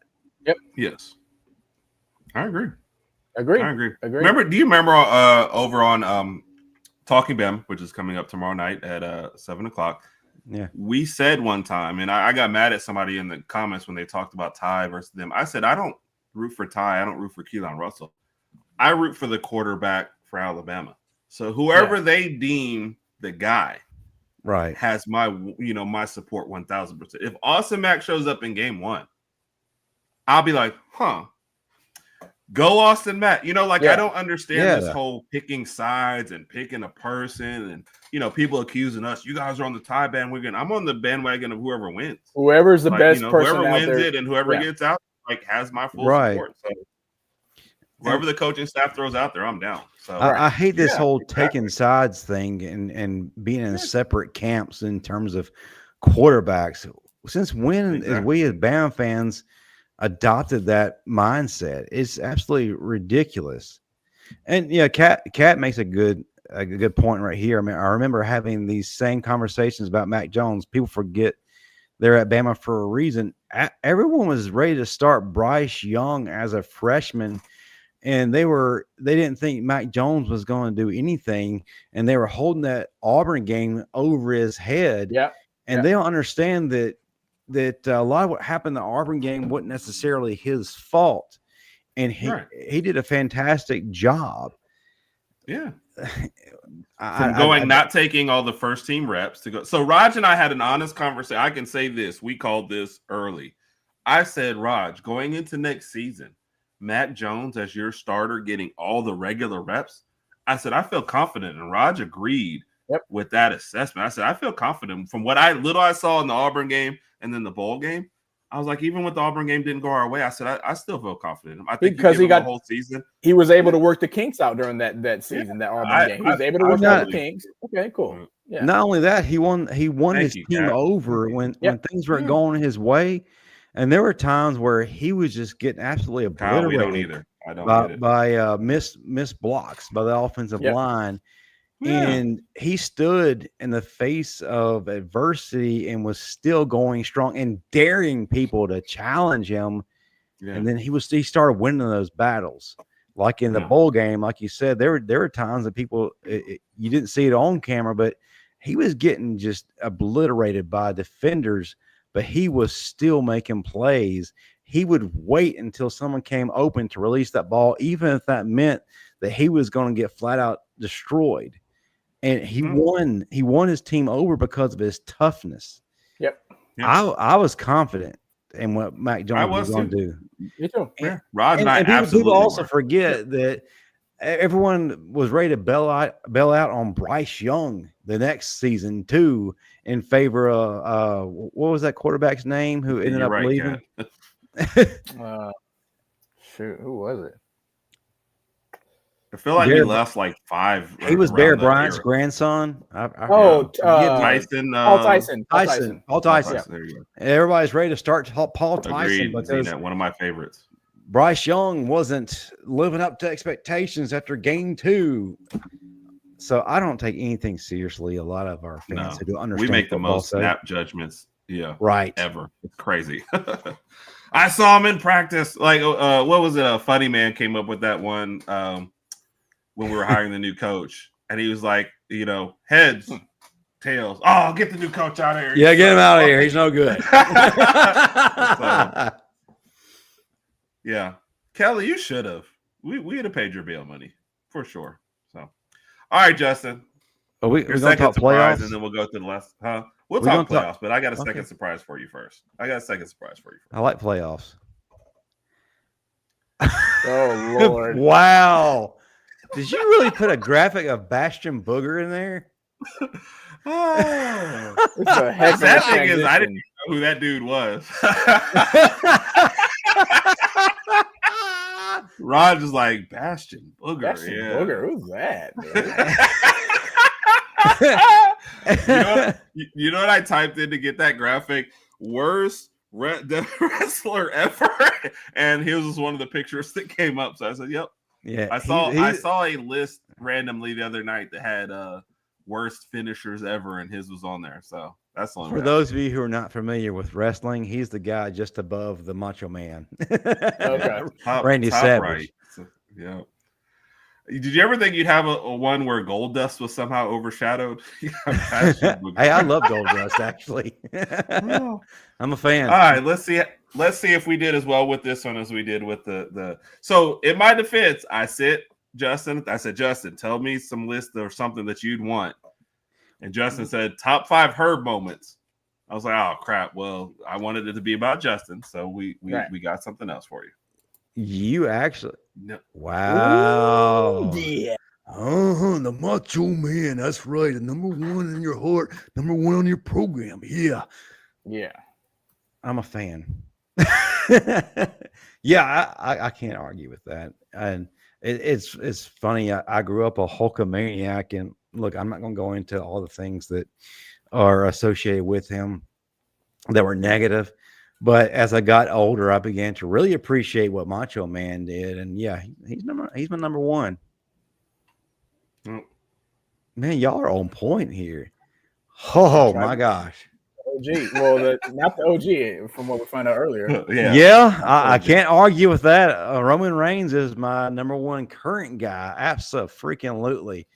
He is the face of the company. No shame to Cody Rhodes, but yeah, love some Roman Reigns. I'm part of the bloodline, and yes, I have a shirt in my closet. It says OTC. So I'm all about some Roman Reigns. All right, so Raj, we're doing well, Raj. We're doing well. Y'all are good. HBK, great kid, the showstopper, Mr. WrestleMania. Do you know what clip is randomly showing up for me now? When it's him, I guess it's a Survivor Series match or something. Him and Triple H and John Cena, and they start the match, and the first thing he does is kick Triple H out the match. And no, that was a Royal Rumble. That was a Royal Rumble. Was match, okay? Yes, and HBK eliminated Triple H right off the bat. That was all, and the look on Cena's face is like, what? So, yes, sir. I gotta agree with that. John Cena. Kelly, don't leave us. We'll go back to playoffs. Give me 2 more minutes. Kelly, come on now. I need you to do better. The Undertaker. The Dead Man. It's quite arguably one of the best of all time. It's hard to argue that. And he was the definitive top guy for generation after generation. Brincy says HBK. And what's up, Brincy? Brincy, we're trying to get Brincy on. Yeah. Not this week, but the next week for our Alabama preview. So we will see. Raj and I only watch WWE PLEs, and that's it. Yeah, we used to watch it back in the day, but now it's just a PLE. When is season 2 started? Because this is awesome. What, Peacemaker? I love that show. Yeah, Peacemaker. I didn't see season 1. Hey, now season 2 is supposed to be coming out, I thought, this year. I could actually arguably disagree with one of them. Oh, what's that? What? I could swap. Let's see. Keep in mind, this is taken from what you text me in that order. Who are you? What name is on your mind that we haven't heard about? I'd have to tell you when that text was. You know what? I'm not going to debate that. I gotta be honest. I mean, these things change. So this was back in May. So well, if I was going to swap anybody, I would say HBK. I agree with this one for Sting.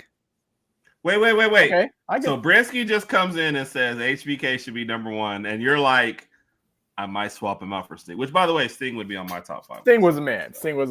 Yeah. You love the ego boost. My number one is Justin? always. Are you loving the ego boost? My number one is always going to be the Ultimate Warrior. I don't even do that for Raj. I do not like the Ultimate Warrior. Ultimate Warrior is my favorite wrestler of all time because of what he was like. I agree. By the way, love season. See, I didn't really focus on the behind the scenes stuff. I was just like him coming out acting crazy, doing being all energetic, and then what he did at WrestleMania 6, I believe in the Skydome when he beat Hulk Hogan. Do you have an honorable mention? Because you had an honorable mention for the last one. I didn't for this one. The last one was, that was an easy honorable mention. My honorable mention. Okay. My honorable mention, before you say it, okay, would have been Fatu. Jacob Fatu? Yeah, Jacob Fatu. Yeah, for modern guys, but I listen. Back in the day, though. If you want to go overall, and I think that Jacob Fatu is going to be one of the best ever. But I'm sorry, Booker T. Ooh, I like that. 5 times. Yeah, you can say hi and watch yourself. Go ahead. Okay. All right. Okay. Justin went this last segment, and we are kind of running a little long, thanks to Raj. Oh, I like to pulled this from ESPN. The graphic. They had to. Hey, shout out to Big Mike if he's still out there somewhere. they had a graph, or I'm sorry, they had an article on ESPN did it, and Schlabach and I forget the other gentleman's name. They each picked what they thought how things would play out. Right. I went with Schlabach's ones, which had this as a play out. Okay. I also had a couple of comments that we had earlier in there. Mean? So Schleyball. Is that Schleyball? Nah. I'm just gonna say I was drinking. It's not my fault. So can we beat the dogs? He's already pleased with the reports. Look on Saturday, and then Zenit predicting our record. So, which by the way, it's getting late. All right, you have to step off for this. You can't watch this. You can't watch this. You can't watch this. Let's give a shout out to the Michigan fan that stayed around. Zenit, I hope you thank you, Zenit. I appreciate that. Yes, sir. But Zenit, because I was definitely a little rude earlier, and I apologize for that. I was Herb was rude. I got no problem with Michigan at all. Kudos to Zenit. I'm a college football fan. Kudos to you, Zenit. Yeah. I'm a college football fan at heart, so I love the historically great football teams. You can beat them. All right, so what are we looking at here? So they're saying Georgia, Texas. So this is what they're saying. Georgia, which is weird because he had Georgia and Texas. Georgia and Texas. 1 and 2. Yeah. Okay. Which almost, I mean, you'd have to think that means one of them beat the other, and then like that's an undefeated team and a one-loss team, right? The one loss was Georgia won the whole thing, and Texas lost to Georgia and won all the rest of their games, right? Which also means that they go to the SEC championship game and Georgia won again. So Texas is coming in this 2 losses both to Georgia, right? Or did they split them? Did Texas win the first game? Georgia won the second game. They won the SEC. They get the number 1 seed. I guess that's more likely. They split them regular season. Both of them have 1 loss. That's a lot of thinking right now. That's a lot. Too many hypotheticals. I want that on a T-shirt. That's a lot of thinking right now. That's a lot of thinking right now. There's too much going on, man. I'm just looking at the graphic, and I'm trying to figure out how all this would actually work. I guess to Herb's point that he just made. I'm looking at all the SEC teams in there: Georgia, Texas, us, and LSU. Yeah. I don't know if Miami would get in. I have to pull up Miami's schedule to see. I know they start off playing. They host Notre Dame, I believe. That Miami Notre Dame game to start off the season is going to be a nice one. I think that's a Sunday night game too. That's a Sunday night game. By the way, Kelly, I think in this one you getting Clemson wins the ACC and Miami is the runner up. So I think that's what you're getting for sure. Okay. Go ahead, Justin. What were you about to say? Holy jeez. Well, first of all, I'm getting text messages outside of this right here from Kelly, and she's telling me that I need to take slow sips. Guys, am I struggling here? No, you're good. Okay, cool. No, you're good. Another thing. What are text messages? I don't receive those. Another thing, guys. Too, so. Jam Miller got hurt today, and he's looking at possibly being out for 3 weeks. Okay. But that's nothing to be concerned about because Richard Young is absolute stud, and Daniel Hill. Listen, you want to talk about improvement from year 1 and year 2? This is a guy that Bama fans really need to keep their eye on. Last year, he had to really take some time to really figure things out because in high school, for those you don't know, he was a quarterback. And so he had to really figure out what it meant to be a running back. Now he's figured it out. And he hadn't just figured it out. He's taken that leap to becoming elite. So in terms of running back, I have no concern or worry when it comes to those guys. And if Jam's not able to go, super deep there. We got not only do we have Daniel Hill and Richard Young, AK Deere is another guy that I've been told when it's his time, he's going to blow up. So no worries there. Are you crying? J-Bake said what happened to him. So somebody's been dealing with. Oh, and by the way, Daniel Hill was Rodg's pick for the underrated as far as the running backs on the. That's a big boy. That's a big dude, man. Arizona State's actually easy. If they win the Big 12. They're the only Big 12 team on here, so they're actually an easy pick as far as that goes. As far as Daniel Notre Dame could very easily go undefeated or lose 1 game, so I see them in there. Go ahead, Justin. What were you saying? As far as Daniel Hill goes, aside from what he's able to do on the field, as far as him being, His character. He's the guy you want to cheer for. I had him on our show before, and you absolutely couldn't help but root for the guy. So, but as far as back to the playoffs, I know we've kind of gone off in several directions. So we're picking from what we see here. Is that what you're saying? Yep. He's saying what happened to Jam though, as far as this goes. Can't tell you everything. That's for the membership. You got to pay for that. Oh, tease. Yep. Not a pick, Z-Net, but they get an automatic bid if that's what you're asking. So whoever wins the Big 12 is going to the title. All that's changed is they don't, they're not in line. You don't have to give the first round buys to them anymore. Okay. So that's all that happens. So they're guaranteed a spot, but they're not guaranteed one of those first 4 spots. That's why you see 2 SEC teams in there. So if it shook out like this, first off, like you said, if you guys think Penn State can win the Big 10? Absolutely, without question. Yep. Yeah. Sorry. Unless they have a complete come apart, which I don't see them doing, the Big 10 is theirs to lose at this point. If Drew Allar is what everyone says he's going to be this season, coupled with they have arguably the best backfield in the country right now besides Alabama, there is no reason why Penn State should not win the Big 10. And this is where their coach, who's under a lot of scrutiny, needs to actually show up. If they're going to win it, it needs to be this year because these guys will be gone after this year. And when you look at the teams that usually are in play in the Big 10, I think Penn State has the only returning quarterback. So I'm not sure how good Julian Sainz is going to be at Ohio State. Excited to see that game 1 when they play Texas. And I'm not sure what Oregon's QB is going to do this year. I know they got DeCorian Moore, big receiver for them, but I just don't know whether about the QB play right now. So Penn State is that one team that you're like, okay, they're bringing back their QB, good DB room. Should have a solid defense as well. So I could see Penn State in here. Yeah. Absolutely. Which, by the way, Raj and I, we had a Penn State guy on for our Big 10 preview.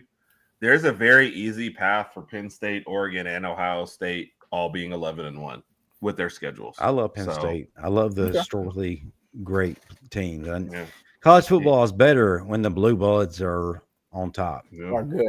Well, their floor looked like 10-2. If they somehow lose to Oregon early and then Ohio State late, they should beat everybody else. Yeah, they're still in. But this has them winning the whole thing. So any other questions or y'all want to predict how you think this kind of bracket would go? Let's get to it, man. Let's get to predictions, man. Ohio State beats Boise State. Yes. Without question. Ohio State talent versus Boise State talent. There is no. Let's just go ahead and put. Do y'all think Boise State even makes it this year after losing Genty? I don't. I had to look at their schedule, but to answer that, I would just say no, just for the heck of it. That's what I would think. I think they're going to be the best group of 5, but if they go, there's no way their talent can match up against Ohio State's talent. Agreed. Oregon and Miami, I'd probably go Oregon again. Oregon. Well, the thing is with Oregon, we don't know what they got at quarterback. Yeah, they've got a lot of talent. There's no question about that. If I was forced to pick right now, I have to go with Miami just because they have the experience at quarterback with Carson Beck, regardless of how you feel about him. So I pick Miami to advance. Okay. And I guess under my bracket, I'm trying to see who. You're taking too long. Yeah, that'll be the 10-7 match. All right, Arizona State and Bama. Anybody who's not picking Bama, you got to go Arizona State in this one. Bama just looks horrible this year. I think Bama. All right, Rod just kicked off the network. He's disowned. He's no longer part of the family. Folks, I just want y'all to know, y'all witnessed it here. I will now be on the Herb and Rodg podcast instead of Justin. The Herb how do you Justin feel podcast. About changing your name to Rod? Oh wow. Well, the thing is, if I do that, I'll be forever associated with failure. I'm just. This is true. I think Bama. No, I'm just kidding. Wins. No. Bama beats Arizona State. Let's go. Let's move. Right now, there's no question. I think in terms of talent, Alabama can definitely beat Arizona State. So that's not wearing crimson colored glasses. I just got to look at what I know. Yeah. All right, Bama, LSU over Notre Dame. This could be an interesting one. This could be interesting. Notre Dame's got a solid defense. Jeremiah Love is returning. Obviously, LSU is going to have the advantage at the quarterback position. Apparently, LSU's defense is supposed to be better than it was the past 2 years. Got some returners on offense returning. Of course, that's something I'm gonna have to see on the field first before I can believe it. I gotta go with Notre Dame. I'm just going go ahead and call it just because of the defensive advantage of Notre Dame. Yeah. LSU has yet to prove they can field a defense. Yeah. Until you can show me that you can be serious when it comes to the defensive side of the ball.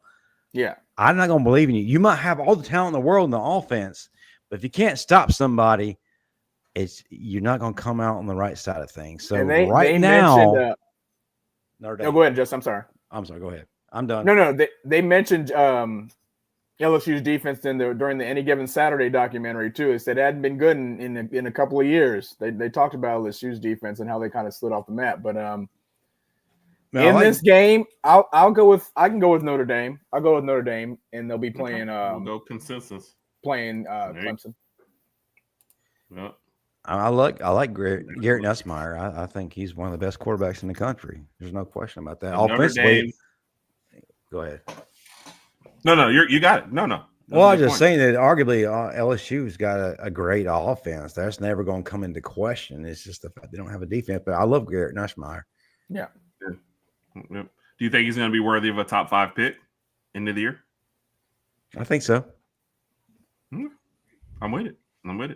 I wish you could fill in these blanks here so we can. I know, so we can remember everything. Well, so do we have a consensus as far as Ohio? Yeah. Well, we went with the votes. So you have Ohio State, Oregon, Bama, Notre Dame. I picked Oregon. Justin picked Miami, though. I did pick Miami. Yeah. Oh, because the experience of quarterback. I went with Oregon. Okay, so we'll go Oregon. Yeah. That was the consensus pick, I guess. Well, what did you pick? But the majority. We're going with the tribal chief, Miami. Okay, let's do Miami. Let's do it. Yeah, let's do it. Okay. Raj, the white man always trying to keep us down. You see how it is, right? I'm Irish, so that doesn't come into play. Oh, okay, well, that's fine. That's fine. Oh, that's where all the alcohol comes in. Yeah, that's right. How about this? We just go with Z-Net. He said I picked Miami. So okay, that's right, Miami. All right. Fair. There you go. No faith and nutter butter. No, J-Bait. J-Bait we're hanging out with in Florida State. What are the chances someone ends up in jail before the game starts? Like 75%. Right? All right. So second round. Hold on, Kelly. So, all right, second round. Ohio State, Georgia. Ooh. This is must-see TV for the second round. I feel like because we don't have a proven quarterback. If we're to play the game tomorrow, there's not a proven quarterback. Right. No. But then again, Georgia was able to do it with their guy in the SEC championship. So slight edge to Georgia right now. Agreed. Yep. Agreed. Same here. I agree. But and then also Georgia has a better running game. Odds on us having to bail out J-Bake, by the way. He's already. So I think we all agree Georgia. Yeah. Okay. Georgia. And yeah, Texas I would take Georgia. I mean, Kirby would figure out a way to take away, Jeremiah Smith. I think that's what he would do, and and he would minimize the impact that Sayin would have if he's still there. So sure. I agree, Kat. I think Kirby's the best coach in the SEC easily, maybe best coach in the country, and I think he'll figure out a way to maximize what he's got. So I'm taking Georgia as well. Okay. Texas, Miami. Texas. Yeah. I figure if Texas is the number 2 seed in this, they have figured out a lot before they got here. Yeah. They handle either one of these easily. If it's Miami, I feel like they handle them easily. And I'm not picking Texas just because of Arch Manning, which everybody is ready to jump on that train. I'm looking at overall talent, at Texas talent compared to Oregon talent. There's a great disparity, so I got to go with Texas. Yep. And this example, though, it is Miami, Texas versus Miami. But yes, same thing. Same thing. Bama versus Penn State. Man, this is a classic, man. We used to play them often. As a college football junkie, you gotta love seeing an Alabama-Penn State matchup, right? When's the last time we played them? 1989. No, 2011. 2011? Really? Yep. Why don't I remember? I was like that game? 5. No, oh my God. 2011. we went to Happy Valley and dismantled them courtesy of AJ McCarron and Trent Richardson. 27-11. That says yes. It was 27-11. I had to pull it up. Ooh, okay. Kelly says due to arrogance. All right there, Kelly. Dang, Kelly. Kelly coming with the shots. I'm picking Bama though. Like I don't I'll even pick care. Bama for that one. If this line said Bama versus, I don't know, Kansas City Chiefs, I'm still taking Bama. So I don't. Yeah. Don't give up fish. Yes. You know what I'm saying? So yeah. So what about Notre Dame Clemson? I'm taking Clemson. That's an interesting one. I'm gonna take Notre Dame, I think. My vote would be Notre Dame. If we're saying they get by LSU and they have that formula going into this, they have, and again, we had a Notre Dame person on, or two Notre Dame people. Same formula they always do. Running game and defense. Yep. Running game and defense. Find a way to slow down Cade Klubnik, or Clubber Lang, as Raj likes to call him, and squeak out a game. So if this is how it lays out, I take Notre Dame. I gotta go Clemson. What's just up, because Benji? of Benji, thank you for joining us. Or whichever who you ever root for, but thank you for joining us. So I gotta go with Clemson just because the edge goes to Cade Klubnik experience at quarterback. Notre Dame's trying to find a quarterback right now. I love Jeremiah Love. I love that defense. I love that the blue collar mentality that Notre Dame has right now. Gotta go with Clemson. If the game was played tomorrow, I gotta go with Clemson. Yep. Put it in. You can hear. So, Raj, so you have a vote. Raj, you are the tiebreaker. You got a vote for Clemson and a vote for Notre Dame. Okay. I pick Clemson. Clemson advances. I like it. Wait. So you. Okay. So just pick whatever the guess. Okay, that's fine. Yeah. Like I don't care. What is 2 versus 1? Yeah. All right. So that gives you. What we say, Georgia, right? Georgia. We have Georgia versus Texas. Again. Georgia versus Texas. And then Bama versus Clemson. If you're Georgia and Texas and you're having to play for the third time to win the national title, like, aren't you mad? Yeah. But I guess you split the first two this time. So it's not like last year where there was a chance they could meet a third time and one team in one boat. So Georgia, Texas, third time. We're assuming they have split. I'm taking Georgia, by the way. Like they owned them last year. I can't believe in this exercise they split because I think they own them this year. I'm taking Georgia again. Everybody's breathing heavy. Woo! He said it's your anti-Herb pick. Oregon wins and beats Miami to play Texas. I think Texas gets them this time. Thank you, Benji. Hold on. Latoya had one. Notre Dame has to prove to me that they can win. I agree. I think they have the formula. It's gonna be defense and running game. So besides Love, we've heard they had like 6 other running backs, is what we talked to. So I love give you guys a chance to pick your picks here, Georgia. Okay, so Rod, what was your pick? I'm gonna go with Texas. I gotta go with Texas too. What? So wait. So basically, when I pick something, the two of you guys just pick whatever. I think this is the time when Texas finally gets it's just one of those things is that a certain team has won so many. At some point, there's got to be that changing of the guard. Yes. Where Texas has got talent. I mean, they've got NFL guys all around. I love Georgia, but I think Texas finally gets over the hump. I think they do. I just asked my nephew back here. I said Texas or Georgia without any context. He said Texas. Like I can't even be mad anymore. Cat, that's what I feel like it is, Cat. I give my pick and they just pick whatever. You can tell Randy's not listening anymore because he'd be like, "What the?" Yeah. Hold up. Randy had a rant about Texas on our show for last Saturday. So he'd be like, "What the heck?" So Oregon beats Texas and wins. They face Boise State. No way. There's no way I'd pick Boise State. All right. Beat Ohio State and Georgia. Sorry, Benji, but no. No. I can't call it a dynasty because they haven't won anything. They haven't won the SEC yet. They didn't win, national championship. There is no dynasty. If you haven't won a national championship, you haven't started a dynasty. Yeah. No. You got to get to some. So somebody asked about Georgia. Was it a dynasty? And I said, no, not that you win 2 in a row and then like nothing else. No, I said, I need a third win. If you had to make an argument as far as the dynasty goes, you could argue Georgia because they have won 2 national championships and they have been in the playoff picture. So, Randy, I was hoping you're here. I just needed some backup because these two are ganging up on me and picking Texas over Georgia, and I'm just hurt. Poor Herb. All right, so we got Texas. All right, so Texas. Have you guys been drinking enough, or do you know who the pick is at the bottom?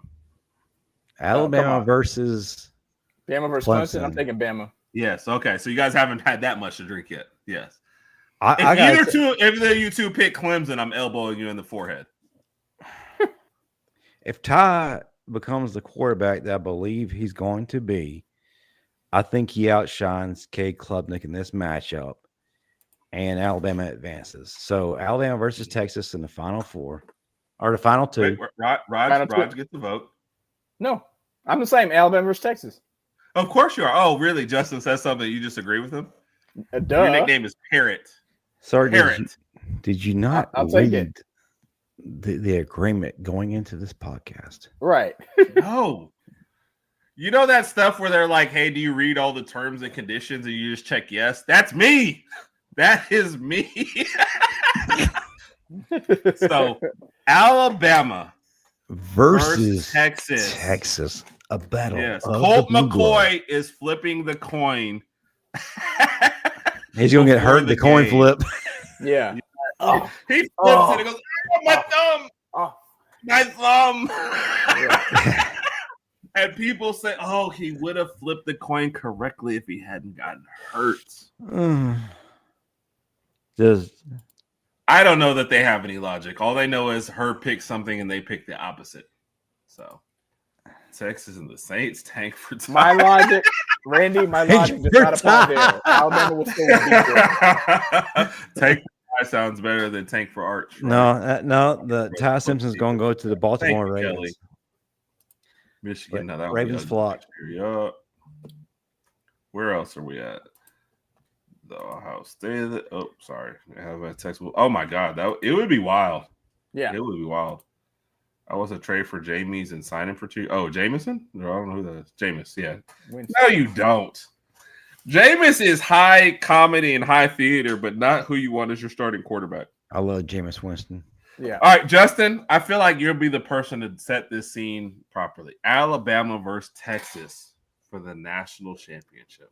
I feel like Keith Jackson should be calling this game because it's just one of those classic. Agreed, Kyle. For those old folks in the chat, you know who exactly I'm talking about. Oh, yeah. Yep. Whoa, Nelly. Wow, Texas versus Alabama. Everything's better than what you have. It's so hard to fight against the Crimson in me. No, the only thing that's hard is to say goodbye to yesterday. Okay, boys to men. Oh, gosh. Rod took a minute too. He was like, what? Oh, my gosh. Benji, that's the question. That's the question for the chat. Honestly, Alabama wins because Alabama has the better secondary. Roll Tide. Okay. Because we have the better secondary, you said? Their secondary. That's true. That's true. That's what it ultimately comes down to. Cat is defense wins championships. Wow, Cat coming at me strong. Who is this? I've never seen Cat Poole be this. If you don't pick the good Lord, Cat, he's picking them. Be this aggressive. Yep. I'm picking Bama. So we agreed if this is the way it is and this is the way it plays out, somehow we have Alabama over Texas. And it's going to be one of those games where the winner has to win it. Dang, Benji said, I don't give a flip. Yeah. This would be an interesting end of the year. The ratings would be a lot of it, though, is kind of cookie cutter. Georgia, Texas, Alabama, LSU are the top 4 kind of rated teams in the SEC. So they're kind of playing that normal. Clemson, Miami, Arizona State, only one from Big 12. And then you have 3 from the Big Ten and then Notre Dame thrown in. So it's kind of like almost just going straight down the rankings. If LSU doesn't make it, I can see Mississippi State in there. All right, so we're going to cut Rodg's mic and allow him no more alcohol for the rest of the night. Maybe not for the rest of the week. Better this year. There's no question about that.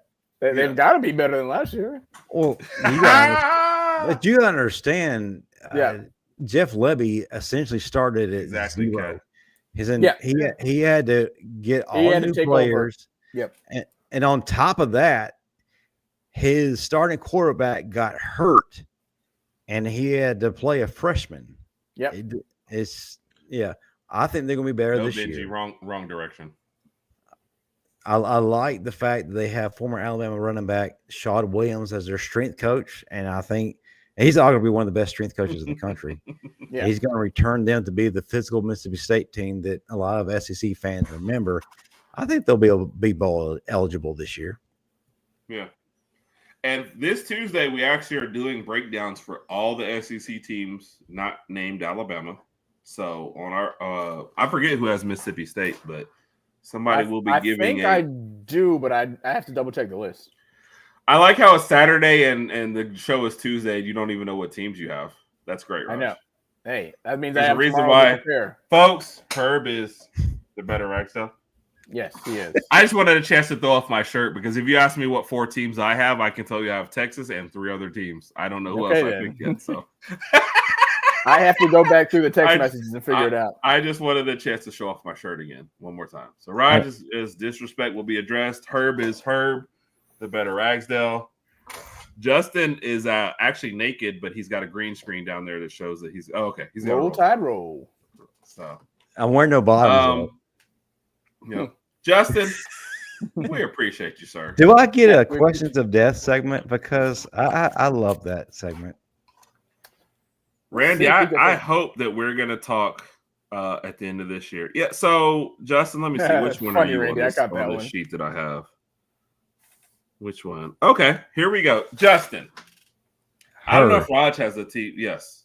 What? If Raj has a question for you, but I did prepare one for you. So I'm going to give you 2 questions of death. Okay? Okay. I'm excited. Right. Yes. First question, okay? University of Alabama shuts down. Okay? You sell off all your Alabama merchandise, and they're going to give you credits in whichever university you decide to join. You have to join another university in the SEC and give all your Bama love to another university. Wow. What university gets your Bama love? I'm getting on a lane train, baby. Hotty toddy, God almighty, who the hell are we? Bim bam, flim flam, Ole Miss, by damn. Oh my gosh. So are you joining the Ole Miss or wherever Lane Kiffin is at that time? Let me give you some context. I'm actually the black sheep of my family. My entire family went to Ole Miss. Wow. So there is a respect for the Rebels there. So if I was forced to do it, I gotta go with the Ole Miss Rebels. Okay. Shout out to Daniel Petty. Shout out to Daniel Petty, which is interesting because that plays into the next one. Okay. And I did prepare this, and I had one for JB and JT just in case. But now you get them all to yourself. Okay. Work, play, live, ditch. Oh, I love these. I was just gonna do this with it. Yep. Yep. So somebody to work with, right? Someone to work is 40 hours of work, 40 hours a week. Excuse me. You can tell I'm drinking. Play. Hey, I'm going out with on Friday night. Live. This is your roommate. You got to see him every day. Are you gonna name wrestlers? Huh? Are you gonna name wrestlers? Oh no, sorry. It's more personal than that. Sorry. I could give you the top 4 from you can pick it almost. I'm gonna give you one, and then you can get Cat. Cat has it. Cat has it correct here. I'm excited. Marvin Constant. Oh damn. Steve Brown. Daniel Petty. Stephen M. Smith. Ooh. Dang. Gosh, I wish they were all watching right now. Justin, when I tell you I was ready for you to be on the show, I'm saying I was ready for you to be on the show. So I was there. Cat was with you. Oh, wow. Okay. Play. Gotta go with Steve Brown. Ain't no way I'm not having fun with Steve Brown. Live with. Gotta go with Daniel Petty. We've been best friends since the 4th grade. I know what he's all about. Loves me some Daniel Petty. So work play. Who are you ditching? That's what we want to know. Wait. So let me recap. Let me recap something for somebody real quick. All right. The categories are work, play, live, ditch. Okay. Work, who you gonna work with? All right. Play, who you going out with on Friday nights? Live, who you gonna live with? And ditch, who when they call you, go straight to voicemail. So we're playing with Steve Brown. We're going out with on Friday night. And what was the second one? I said Daniel Petty gonna live with him. Okay, Daniel Petty gonna be the roommate. So you got to work and ditch. Absolutely, Randy. Absolutely. All right, let's go. Work with. I gotta go with Marvin Constant. He is one of the hardest working guys I've ever known. There's no question about that. Ditch. Sorry, Stephen M. Smith. Oh my God. The funny thing about Stephen is it'll take him a week to know he was ditched. Like the way he responds, he won't even know he got ditched at all. Oh my gosh. Stephen will be like from the public parking lot. Hey, Justin, are we going out tonight? Like, we're at A-Day. We're at A-Day. We're at the stadium. Oh Lord. Stephen M texts us, "Hey guys, I'm in the Publix parking lot. Where are you guys?" we're sitting down. Yeah. Like, what are you talking about? Yeah. We're at the stadium standing in line. What do you mean you're at the Publix parking lot? Like, and it started way before that. It's Stephen M is a busy man. We're at the autograph signing at the Bryant Museum. Trent Richardson, Marquise Mays, all those dudes. Ryan Anderson, Herb's best friend. Hey, guys, I just want you to know I'm on the way. Where are you guys at? We're at the Bryant Museum. What's going on? A lot going on. Okay, well, just stay right there. I'm going to be there. Just hold tight. And an hour later, Stephen, what's going on? Yeah. I just want you to know I made it here safely. So where are we going to meet up? Okay, well, Stephen, we're going to head to the stadium now. So we'll meet you at gate whatever. All right. And then about an hour and a half later, like Herb says, we're sitting down. We got our place. We're at the 50-yard line. Prime time viewing. Hey guys, I'm at Publix. Where are y'all at right now? We're at A-Day. Yeah, you should be. Yeah. Raj, not a lie was told. Yeah. And then after that, we're done with A-Day. We got our full idea of what we saw. We're making our note. We're leaving the stadium. We're talking about doing a recap. All right, guys, I'm getting some ice cream down here at Cold Stone Creamery. Where do y'all want to meet to do this recap? And then we go to the Bryant Museum, hang out there for a little bit just to kind of figure out what we're going to do. The next text I got, all right, we're headed home. We're going back down to our house over there. I hate I missed you. This was our whole day. Yeah.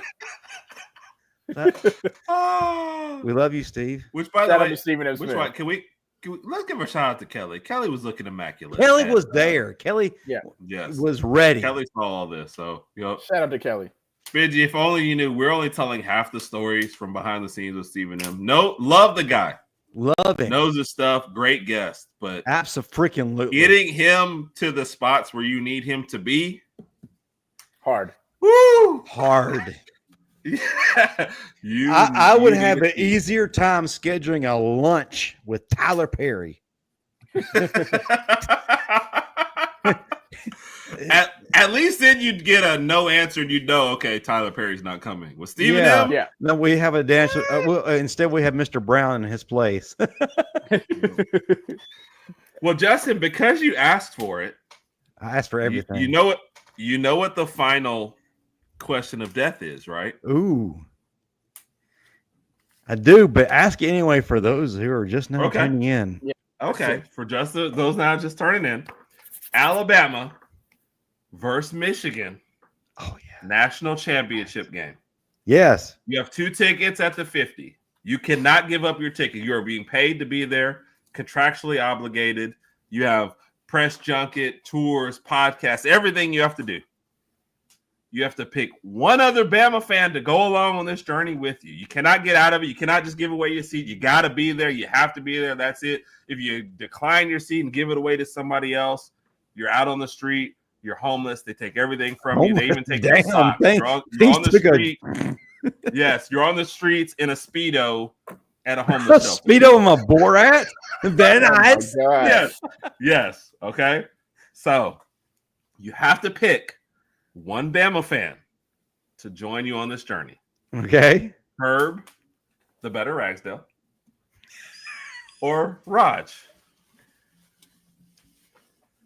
Brittany.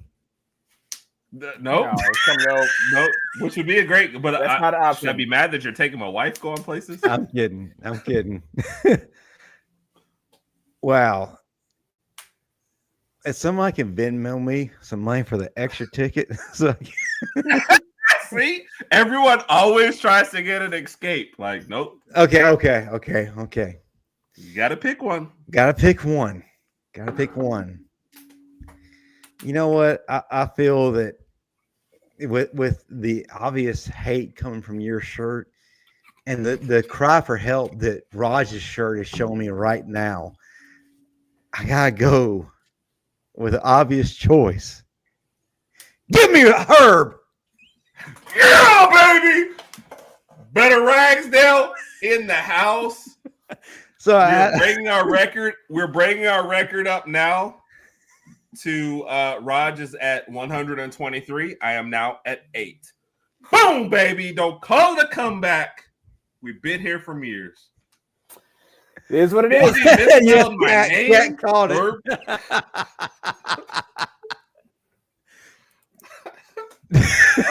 One of the great yeah, he did. Kelly did give you VIP seats. And I'll take Kelly. Back, so. Give me Alabama. Yeah. That dude, one of the greatest clips of all time. That was hilarious. And he was right. I owe Kelly a ticket. Do y'all think he'll do that again before the Athens game? Do you think he'll pull that one off?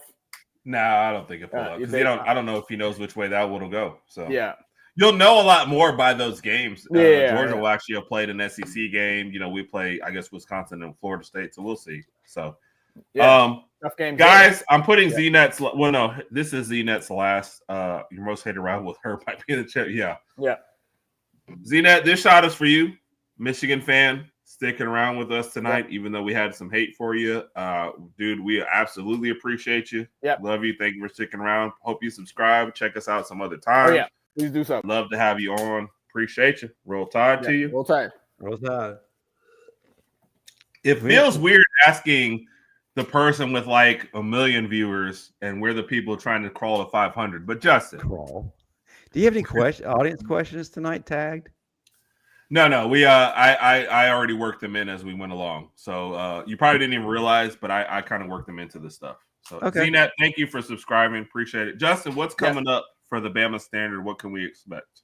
First of all, I hate that the show is coming to an end. We've been going strong for 2 hours and 3 minutes. This has been absolutely amazing. I need to do this more often. Tuesday night, the Bama Standard, 6 p.m. Central, 7 p.m. Eastern. You definitely want to tune into this. If you haven't heard at all, listen. Alabama has been known to produce some of the best defensive players in college football history. And we got one of them coming on Tuesday night. Reuben Foster will be the guest of the Bama Standard this Tuesday night. Okay. So y'all get ready for that. But yeah, check us out, man. It's going to be an exciting show. We're going to have a lot of good things to talk about. He has some things to say about Quay Russaw, and we got some great stories. Of course, any former Saban player's got fantastic stories to deliver. So y'all tune into that. Yep. Good stuff, Justin. Right. Justin, we appreciate you, man.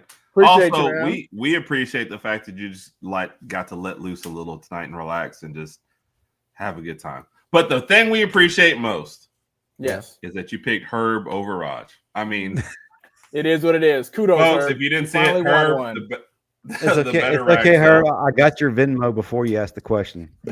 Yeah, Justin, you weren't supposed to say that out loud, but that's whatever. Neither here nor that. Z-Net, we appreciate you. Like I said, we always appreciate opposing fans sticking in. So we love you too, man. Thank you. Jay Bake, can't wait to see you in Tallahassee. Yes. My husband even does the tubes review. So, folks, we will be on Tuesday. Like I said, Bama Standards at 6. We will be on 8 p.m. Central Standard Time. We're doing the full SEC breakdown and records. Yep. We'll be back here next week. Big Mike will be joining us. And then the last show will be a full Alabama game-by-game report. Yep. Domo will be joining us, and we're trying to see if Brinsky is coming on as well. So we'll see.